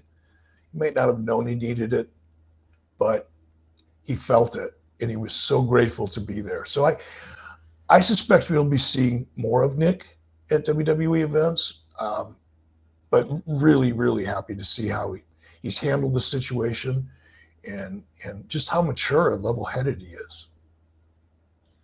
I was delighted to see him at the show. I hope he continues to make more public appearances on behalf of the Hogan family. I mean, his family has been such a big part of wrestling for so long, and I know that, when he was really coming of age, his dad was kind of winding down his on-screen in-ring performance stuff. But I'm glad that he was there. I also wanted to mention Karrion Kross, a guy that you and I think a lot of. I don't think we're betraying confidences. He put a book out with his real name, but the real life Kevin is a great guy. I mean, he's a mixed martial artist, but he also understands character. He's a student of the game. He absolutely loves professional wrestling. And when I had an opportunity to book my one and only match or show ever, I jumped at the chance to have him there. And I could not believe he was no longer under contract to WWE. So he wrestled at our Ric Flair's last match on a Sunday, and he was back on TV on a Friday. I'm not saying I had anything to do with that. I'm just saying I got timing right, because if I would have ran the event 1 week later, I may not have had an opportunity to have him. So I'm a big fan of him in real life, and I know that he's got a groundswell of support behind him. I don't know if you saw, but there was a post-match presser, or I guess it was a post-show is what they're calling it now, and the entire crowd was chanting for him. His merch has been flying off the shelves. I mean, he has used social media and his character work in a way that I don't think a lot of people in his position in wrestling have done. So he's got this groundswell of support. Now, he's not without his critics. There's a certain corner of the internet that doesn't like his in-ring work and says old Bruce Pritchardisms like, oh, and then the bell rang. But I suggested in our post-SummerSlam recap that we did last Sunday night with Derek Sabato over at Podcast Heat Wrestling, I said, hey, maybe he's got to find the Buddy Roberts to his Michael Hayes. Because I think Michael Hayes would admit, hey, I wasn't a Bryan Danielson in the ring, bell to bell, but he knew how to draw money. He knew how to make people care. He knew how to pull those emotional levers. I'm here for whatever's next for Karrion Kross. There's a lot of reports out there that, he's re-signed. He did an interview yesterday saying, no, I didn't. Don't believe everything you're seeing right now. There's lots of people who are wondering what's next. And I do think if this is going to be a part of the WWE Unreal opportunity, is this a chance to do some Brian Pillman loose cannon stuff? Have him show up next week at Triple Mania. Have him show up at a TNA show. Have him show up at a GCW show because they're in the WWE ID partner program. It feels like they could do something that they're not normally doing on their programming, leveraging some of these other WWE adjacent properties. I'm interested to see what's next for him. What would you wish for the real life Karrion Kross? First of all, I really like him on a personal level. We've had a couple different conversations over the years and exchanged texts and that type of thing. I've not gone out, had dinner with him or, had a glass of wine with him or anything like that. But what I know of him, very, very impressed. What I'm seeing he's doing, you mentioned his use of social media. I'm a big fan of anybody that uses social media in a new, convincing way that feels authentic, that gets their character over. I talked all the time, over the years about Becky Lynch, how back in 2018, 2019, she was one of the first WWE performers that I noticed that was really using social media to develop her character, and it worked. Her social media was so good back in 18 and 19 in terms of getting her character over. Karrion Kross is doing the same thing in a very authentic, real way. So that to me kind of, it shows me that somebody's thinking. They're thinking differently than everybody else. And I'm always excited about that. I think the guy's fantastic. I'd be shocked if he's not back in WWE because he's just too big of a character and too talented of a guy not to do something big with. So I'm like you. I'm pretty sure he's going to end up back. I'd be, like I said, shocked if he didn't. But your point on the, kind of a Brian Pillman type story, given the access now that WWE has to all these different organizations and the ability to kind of tell a really good story, like a Brian Pillman story, for example, I think it's a great idea. If there's anything on the boards, I hope that's it. Because that's a cool idea and it wouldn't be so effective. And he's got momentum behind him. There are a lot of people that are pulling for him right now in the chase, so to speak. So I'd love to see it happen. Getting a lot of support here. Terry M saying Triple H dropped the ball with Karrion Kross. I disagree. I mean, merch is flying off the shelves. Fans are chanting. I don't think they've dropped anything. I think they're just now getting going. He also points out Karrion Kross does a great impression of Jesse the Body Ventura. I heard that. I just saw that about a month ago. He did it a long time ago, and I was just like blown away. It was so good. I mean, this is a guy who can not only do great impressions, but he's also breaking bats, with his body, just submitting them, I mean, he is a legitimate athlete and a legitimate great mind for the business. I can't wait to see what's next. I don't think he's reached his peak potential yet, but I think we're on our way right now. Don't you think, Eric? Absolutely. 100%.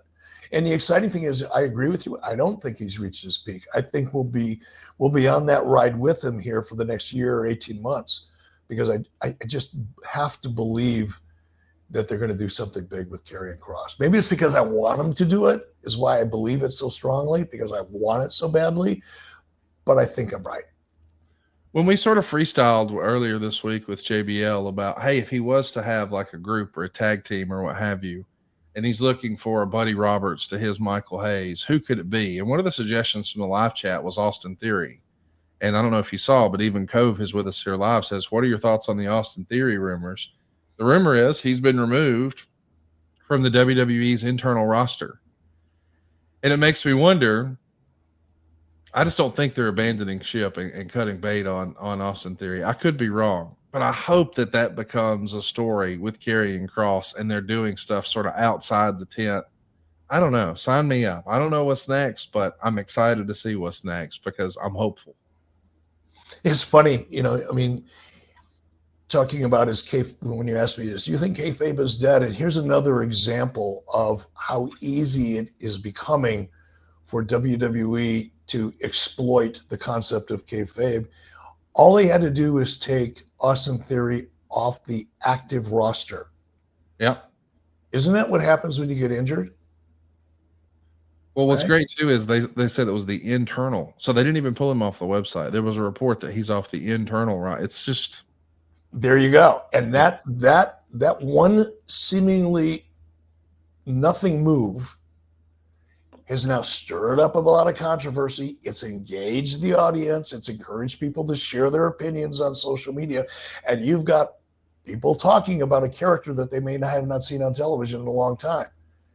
Isn't that a great way to reintroduce that character?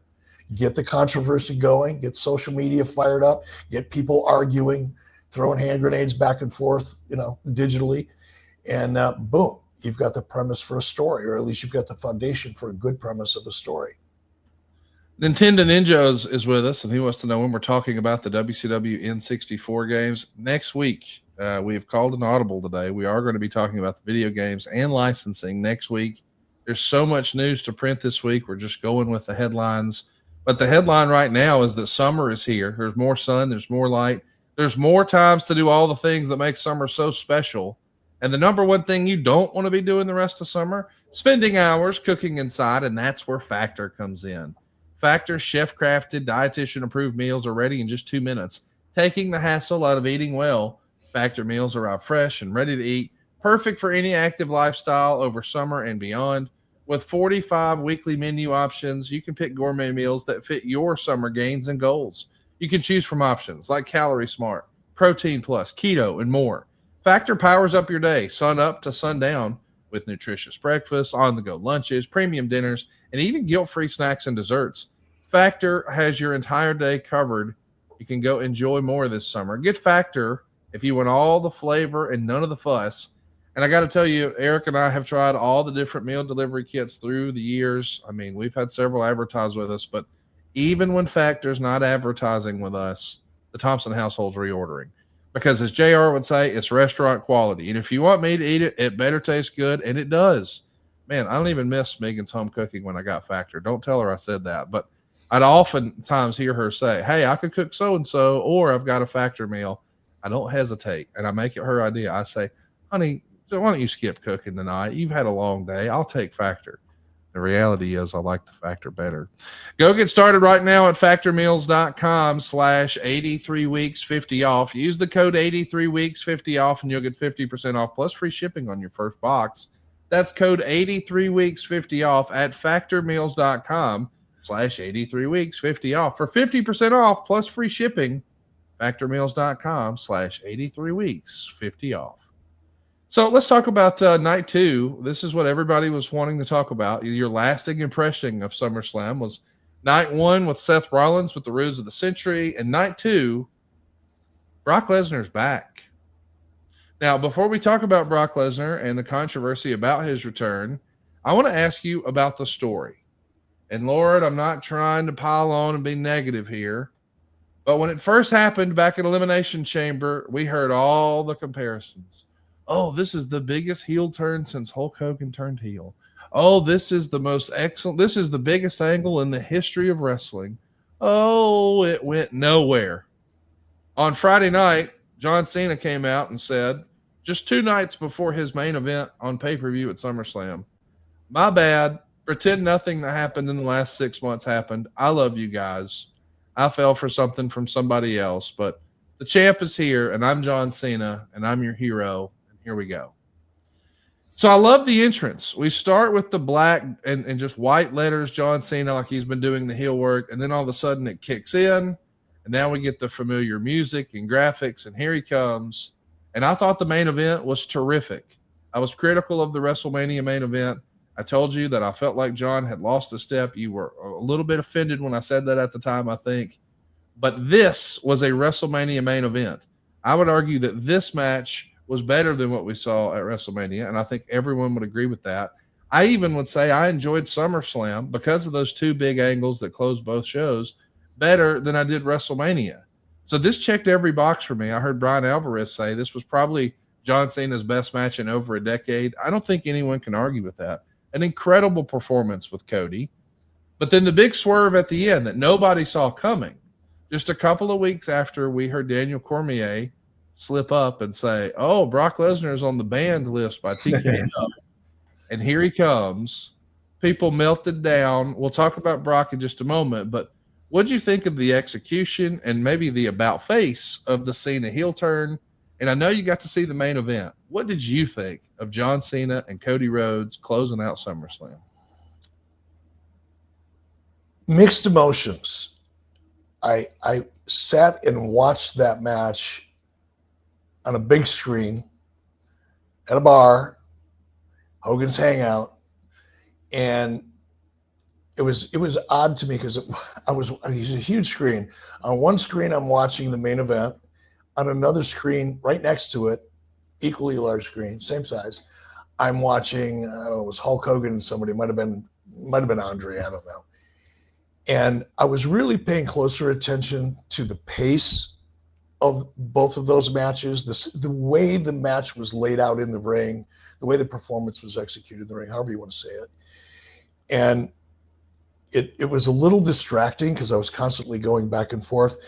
I guess I didn't feel as strongly about it as you do. I'm not going to critique it, but it didn't work for me until the end. And once the end hit, I was all in. And I can't even explain why. I can't tell you why it just didn't really register with me until the end. There was something about it to me that felt awkward.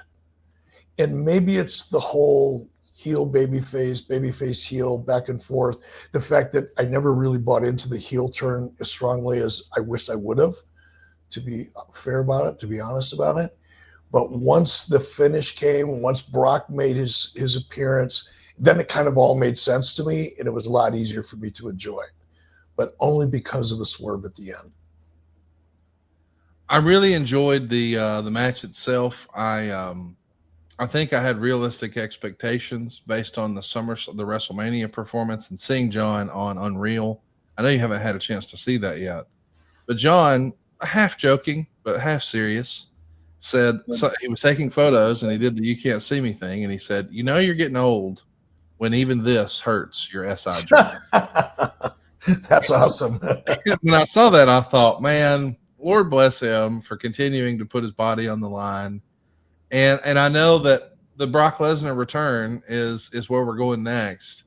And there's a lot of discussion about that because immediately afterwards, conveniently, WWE canceled their presser format, which, by the way, they took some criticism for online, but I often wondered, does any good ever come from this? I know it's a sponsorable thing for them and they can sell sponsorships, but they can do that for the post show too. But why would you take away the spotlight and the headline of whatever you just put on with your major event, which otherwise would be the headline, and instead it can become a gotcha moment for someone else's website? Why would you not want the lasting impression, the final word on your event, to be a carefully crafted message from you? You can't go set records and then go to a firing squad. And that's what it felt like it was going to be. So they made the audible. They made the decision. And we know why now for certain on this event. Well, they didn't want to deal with the Brock Lesnar stuff. Well, Triple H almost felt like he was saying, not it, to me in the post show when he said something along the lines of, this is John Cena's wish list. It's him writing the last chapter of his book. And I think people saw a conversation with us where he said we'd have to screw it up pretty badly to ruin his career. But it's not about that for me. It's about John being able to go out the way he wants to go out, to write his chapter.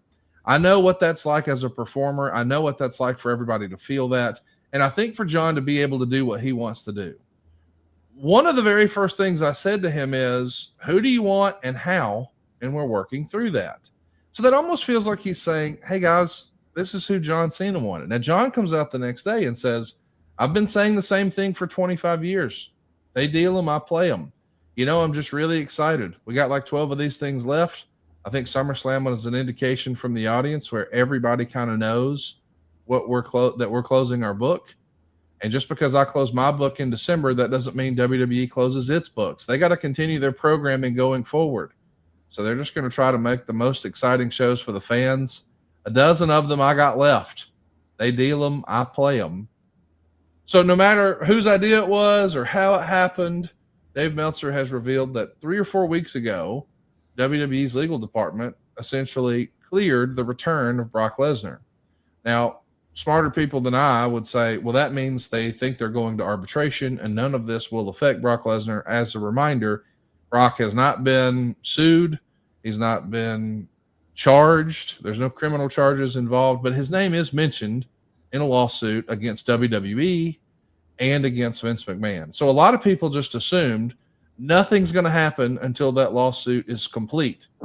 Instead, Brock Lesnar's back. A, were you surprised he's back? And B, were you surprised with the online response? Some positive, but a lot of negative about Brock Lesnar being back. I'll tackle the last question first. I'm never surprised anymore over the dreck that I see on social media and the negativity and people who so desperately want to appear to be knowledgeable and have inside information. Nothing surprises me anymore. It's especially the internet wrestling community it's a cesspool. So I expect the negativity. You have to. Was I surprised? Absolutely. More than anything, because Brock doesn't need this. I mean, when a guy like Brock Lesnar, I don't know what Brock Lesnar's worth, but it's got to be a ton. And he's happy on his farm. He likes to hunt. He likes to fish. He loves the outdoors. He loves to be on his tractor, planting crops, harvesting crops. And to leave that, to come back to, even in the best of situations, a grind. It is a grind. When you absolutely don't need it, I don't want to suggest that Brock doesn't love the business. People like to throw that term out a lot. I'm not suggesting he doesn't have a warm place in his heart for the business, but he doesn't need it. Some people need the business. Some people need the connection to the crowd. Some people only feel valuable if they're getting a reaction from the crowd, whether it's in an arena or sitting in a bar. Brock's not that guy. Brock is the opposite of that guy with a massive amount of money. So that's the part that surprised me. Just getting on a plane and flying to get to wherever you have to get when you don't really need the money and you don't really need the attention. That's the part that surprised me.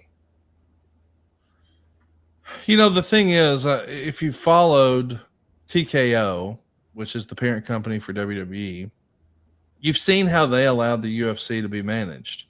UFC has not been without controversy, whether it's with some of their headline stars like John Jones and his legal woes, or Conor McGregor and his legal woes. Both of those guys still, doing their thing with UFC for years and years, despite all of those situations. And there was even a very public and ugly situation with Dana White years ago. And nothing really ever happened. So I don't know that this should necessarily be a shock to wrestling fans, because this is a company that is a for-profit business. And if someone is legally able to perform and they can add to the bottom line, it does feel like the TKO North Star is delivering shareholder value. And I know that, Paul Heyman earlier this week was on Ariel Helwani's show, and he basically said something like, there's always going to be critics of anything that we do, and very few people ever make it to the top in life without making mistakes or having skeletons in their closet.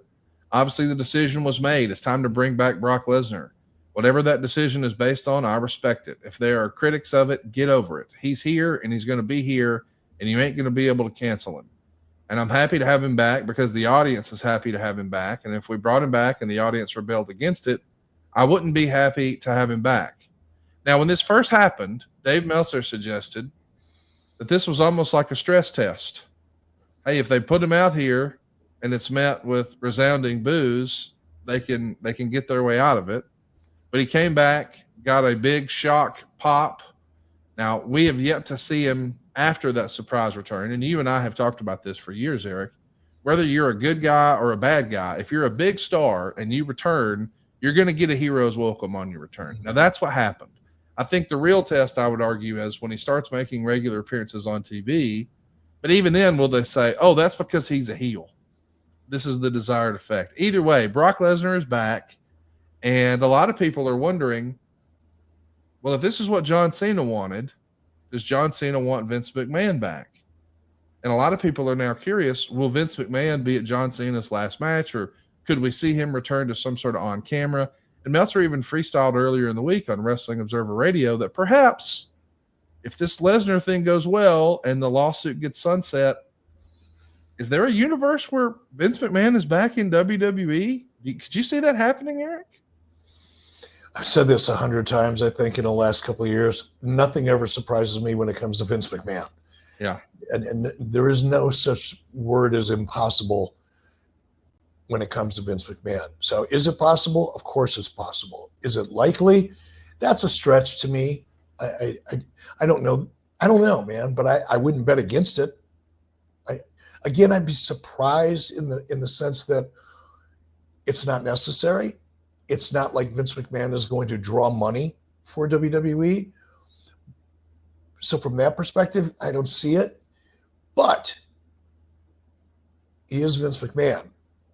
He has built WWE. To erase him from WWE history because of this civil lawsuit, to me, makes no sense.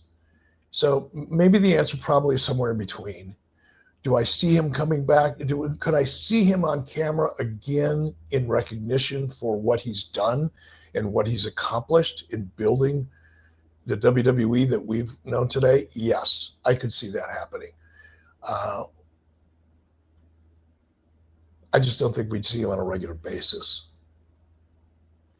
It is going to be interesting to see what happens here, Eric. You know, everybody's talking about what's next for Vince McMahon, and everybody's waiting to hear what's next for Vince McMahon. But you and I, as strange as this is, actually saw Vince McMahon earlier this week. We'll talk about that in just a minute. But right now, I want to talk about something that I know you and I both think is important. We're talking about these data brokers that can steal your personal data. You see, Delete Me makes it easy, quick, and safe to remove your personal data online at a time when surveillance and data breaches are common enough really to make everyone vulnerable.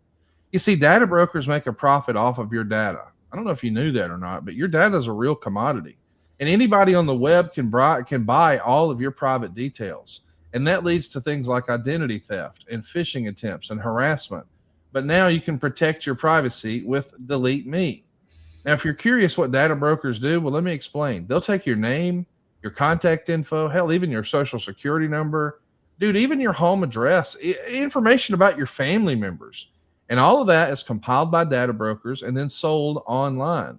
Now, I've been in the mortgage business for over 20 years, and I got to tell you, there's nothing more disappointing to a family than when they get ready to apply to buy their first home, and I have to say, I'm sorry, you don't qualify. And they can't believe it, but they find out their identity's been stolen.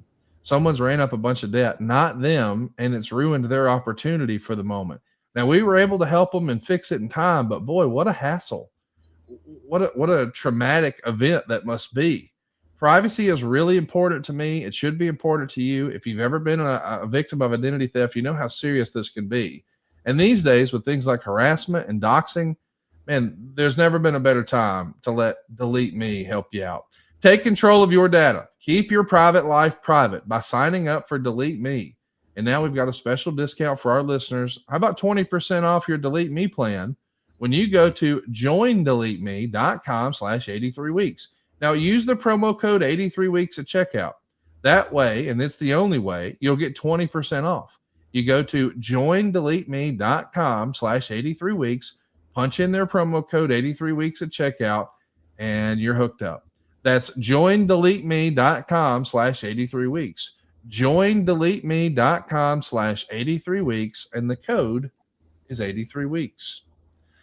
Eric, it's been a challenging week for you. I know it's been a tough few weeks. As a reminder, I feel like I should get a plug in here before we get too deep. Real American Freestyle is happening at the end of the month. I'm going to be there in Cleveland for the very first debut event. And behind the scenes, you've been working very diligently to bring this thing to life. It's a new sport that people have never seen before with unique challenges because, well, you don't own any video. So we can't even really show anybody what it is. And even though it is wrestling at a professional wrestler at a level, it is not sports entertainment. So you've had your work cut out for you and navigating through all of this. And then right in the middle of it, disaster strikes, something that we all hoped would never happen. We lose Hulk Hogan, one of your very good friends for decades and one of the most influential people in the history of pro wrestling. And sadly, we laid him to rest this past week and celebrated his life in Tampa. I guess it was Largo, Florida. But we haven't spoken about it. And I know that a lot of the internet wrestling community and people who cared about Hulk Hogan and professional wrestling, they've really looked to you to get sort of insight and information about what's happening. And we've done our best the last few weeks here to try to celebrate the legacy of Hulk Hogan. Tell us whatever you'd like to share with us about this past week in Largo. Yeah, look, it's been a tough 2 weeks. When I found out on, I think it was the 24th, that Hulk had passed literally in real time, I've told the story before. I won't walk you through it again, but that was like getting kicked in the head by a horse, emotionally. And obviously that had a big impact on Real American Freestyle because so much of what we were going to do, promotionally speaking, was built around Hulk. Certainly, Fox, our TV partner, was thrilled to death to be in business with Hulk, and we're excited about, and they had their own plans. And yeah, right as we're,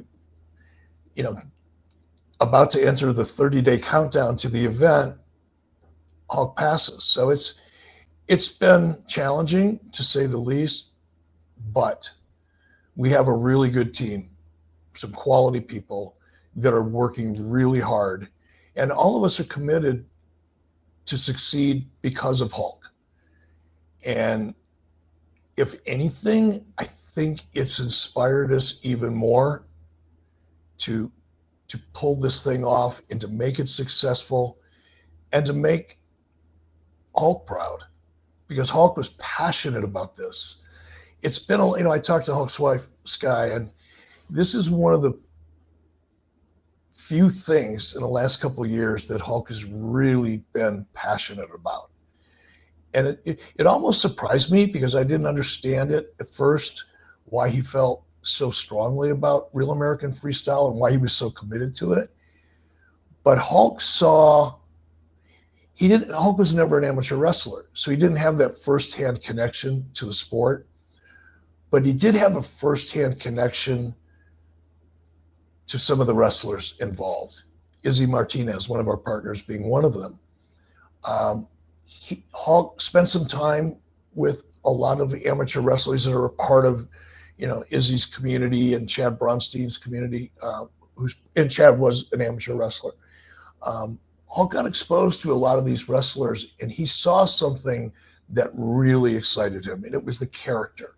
And I don't mean the scripted character of these athletes, but they're real characters. They're real personalities.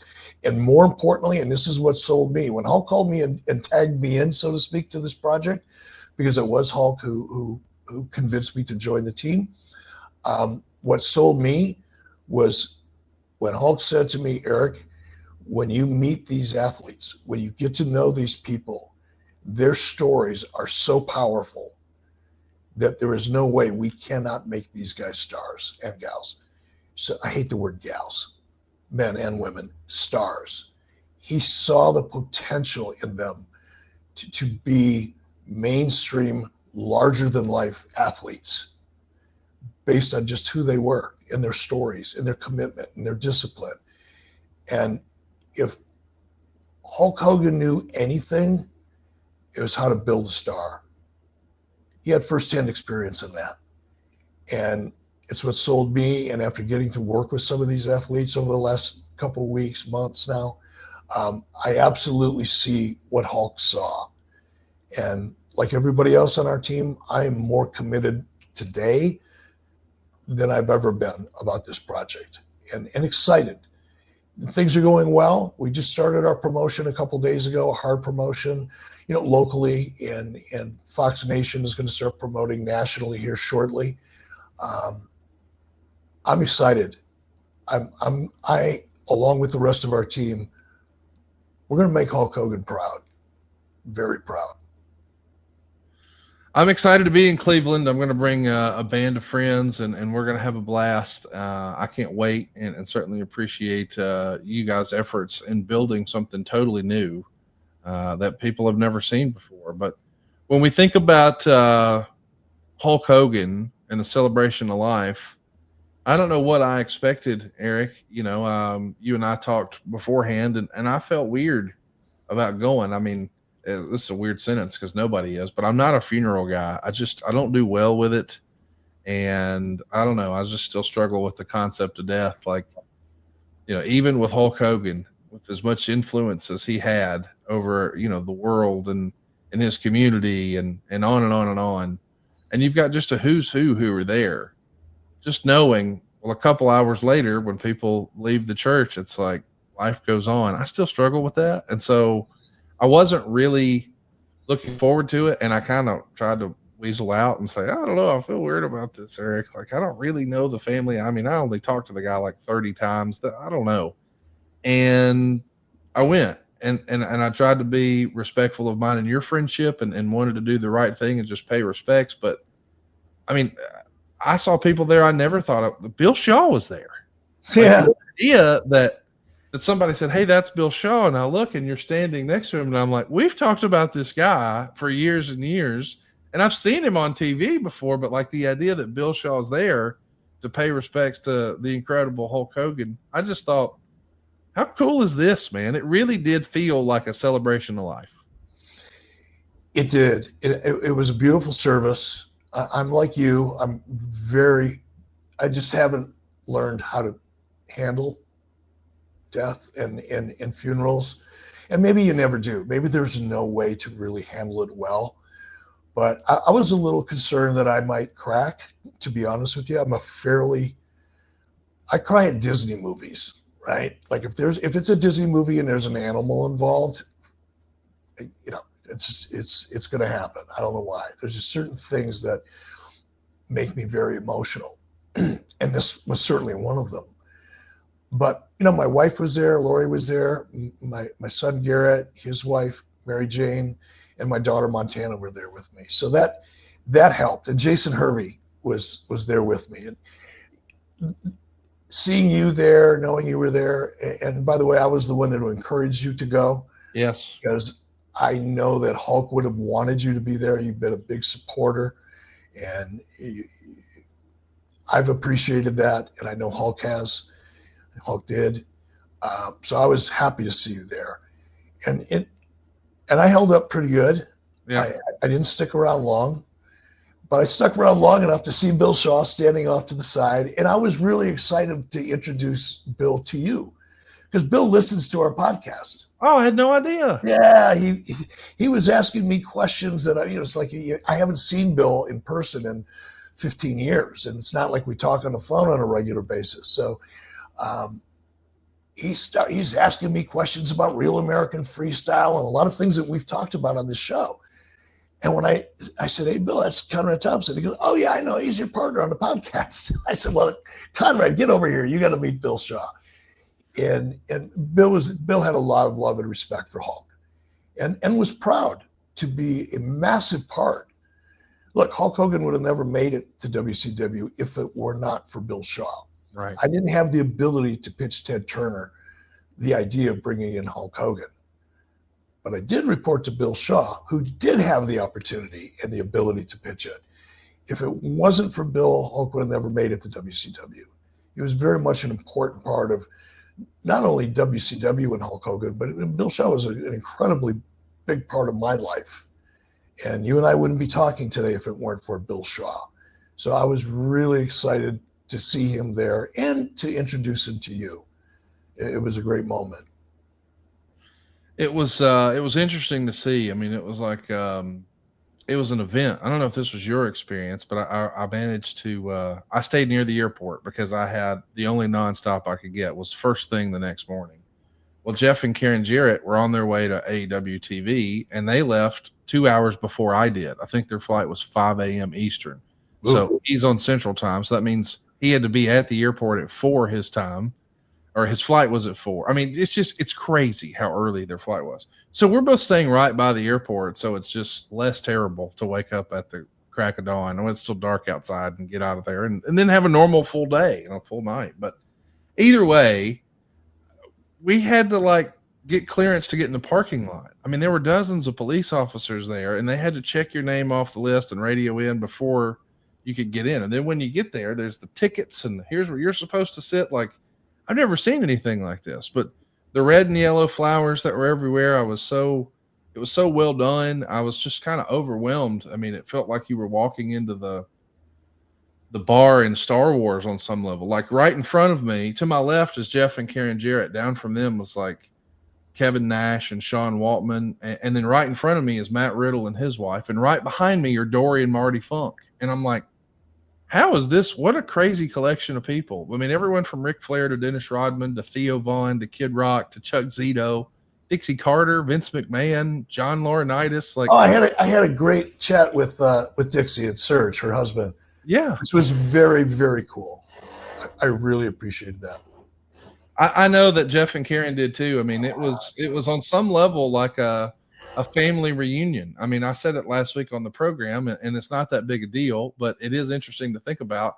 I think that's probably the first time that all the McMahons have been together in the same place at the same time with, I mean, all of the office from WWE was there, and a lot of the wrestlers were there, and it was just really cool to see so many people paying respect. And I know we're probably oversharing some things, and I don't mean to do that, but I was so proud of Nick because I thought Nick did a wonderful speech, and the way he closed it, that's the first time I got a little choked up because I think everybody who has a relationship with their dad, I mean, man, you know how I feel about my dad, Eric, and the idea that one day I'm going to lose Larry is just, man, I just get emotional even thinking about it. But when he finished with his dad's iconic, say your prayers and train hard and blah, blah, blah. But he finished with, what you going to do when my dad's watching over you? I was like, oh, I was not ready for that. It was a touching tribute.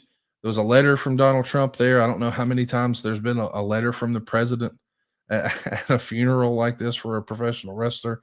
Jimmy Hart, man, did your heart not break just before he even got to the podium? I'm like, I don't know that I can watch this because you could just feel the emotion pouring out of Jimmy.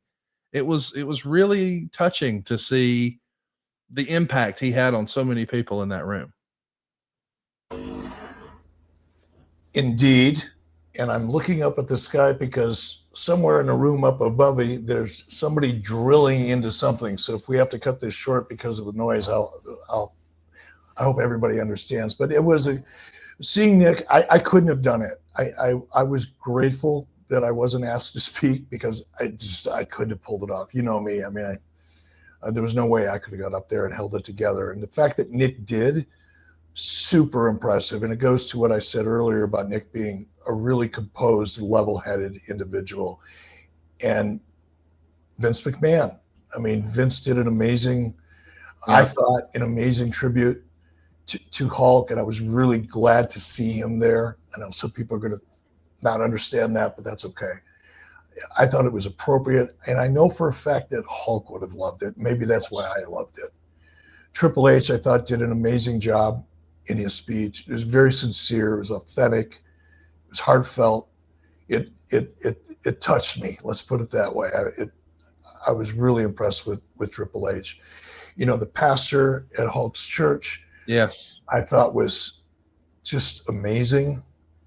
And told some stories and gave us a look inside of, gave us a look at Hulk Hogan that even people that knew him well probably didn't really see or hear.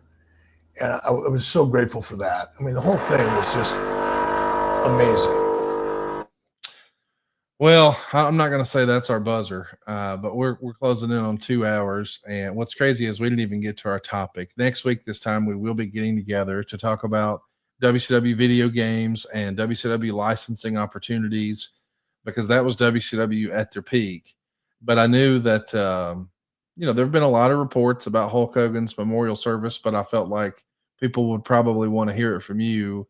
I have to admit, I kind of was surprised that people were posting pictures and things. I don't know. I just felt like it was kind of weird to be, here's a selfie of me with the casket. Like, man, I don't know. It feels weird. But hey, to each their own. And I also want to say respectfully, hey, don't believe everything you see on the internet. There's a lot of misinformation out there, and a lot of people who have decided to leverage this opportunity and this moment in time for clicks. And I know that people, my critics and Eric's critics, are going to say, yeah, but you guys have talked about him for 3 weeks. Yeah, but we've talked about the legacy and the memory and the happy stuff. We're not doing the TMZ negativity. And I know I'm seeing even some comments, in the live chat.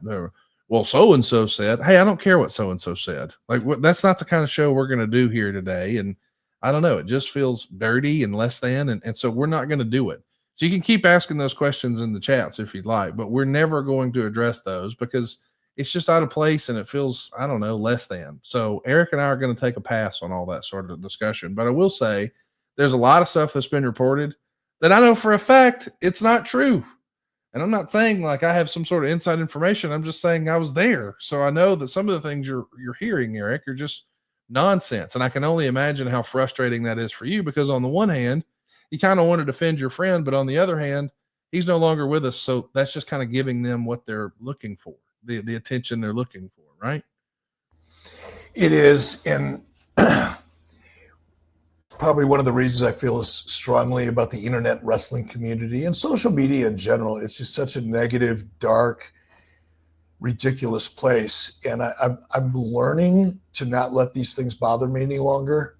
And I think over the last 10 or 12 days, I've developed a much thicker skin than I had previously, because I just can't allow myself to let the negativity and the dirt, the bottom feeding parasites who feel the need to somehow prop themselves up by digging into this and expressing opinions and throwing out conspiracy theories, all to make themselves feel important and to get likes and reactions and all of that. I just can't do it. And I not only won't participate, I won't even read that garbage anymore because it's just too negative.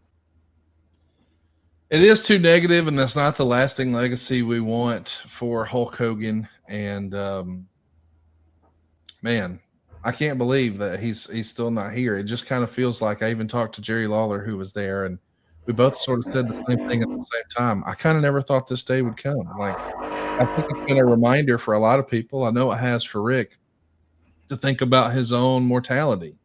Like, on some level, most of us have never known a world without Hulk Hogan. Maybe he's not on TV every week, but we know he's around and he's going to pop up and do here, there, and yon. But the idea that that's not going to happen now, I think a lot of people in that room, I couldn't help but go out of my way to go shake Kevin Nash's hand, because I just know, man, that guy's been put through the ringer, with Scott Hall and his son, and now Hulk Hogan. And, the idea that he's able to just keep putting one foot in front of the other. I hope that we'll continue to, we don't have to pray for the Hulkster. He's doing the big leg drop in the sky right now, as Jimmy Hart might say. But the people who are still here, who are missing him the most, I'm going to pray for their peace and contentment, specifically Sky and Nick and Brooke and all of the family, even Linda, like anybody who's really known Hulk in a material way over the last 30, 40, 50, 60 years. I can't imagine what their grief must be like, because he really was larger than life, and he's going to leave. Many of us have a Hulk Hogan shaped hole in our heart, and the idea that he's no longer with us is awfully sad. But seeing his life celebrated like that made me, I don't know, it brought me a little bit of closure, made me feel a little better about everything, Eric. And I guess that's the idea behind a funeral service, is to create an opportunity for that closure. I think I felt the same thing in a way, because when I left that service, I felt better than I did when I went in. And I think that's the reason for them, and it certainly worked for me. It's still sinking in a little bit, but I've reconciled the reality of it, and now just look forward to making him proud and to be there for Nick or Brooke or anybody else in his family that just wants somebody to listen to or talk to. I'm happy to be there for him. It did feel like on some level when I saw you, because we didn't get to spend a ton of time, hanging out, because, it's kind of an awkward situation and place to be and all that. But it felt like you were like a big ball of tension, like you were kind of like ready for it to be over. And I wasn't with you when you walked out of it, but I feel like when you plopped down in Garrett's car or whatever your transportation situation was, I can only imagine my buddy Eric going, the big exhale, like, thank God that's over. How far off am I? No, you were right on the money. I was glad that I was there, but I had to leave. And for no other reason than I just wanted it, I guess, in a way, I just wanted it to be behind me. Yeah. I've been dealing with it for quite a while, and like a lot of people have, there's nothing special about me, but I was just so anxious for it to be over, and just to get away and be by myself is what I was really looking forward to. No matter what you may believe, we know for sure what the real life Terry Bollea believed, and it was not lost on many of us, maybe Bam Margera chief amongst us, who went outside, looked to the sky, and saw something that just can't be an accident. I don't know if you saw this, Eric. Oh, boy, did I ever. Oh, my gosh. The cloud formation over Hulk Hogan's service looked just like one of his iconic poses. And right now he's carrying on and telling stories with Andre the Giant, Roddy Piper, and so many of his other friends. Ladies and gentlemen, that'll bring our show to a close today. Go be positive. Celebrate the Hulkster. Think about the good times. We'll be back next week talking about WCW video games and licensing. Sorry about shifting gears, but we couldn't have done it without paying homage to the Hulkster one last time. We'll see you next week.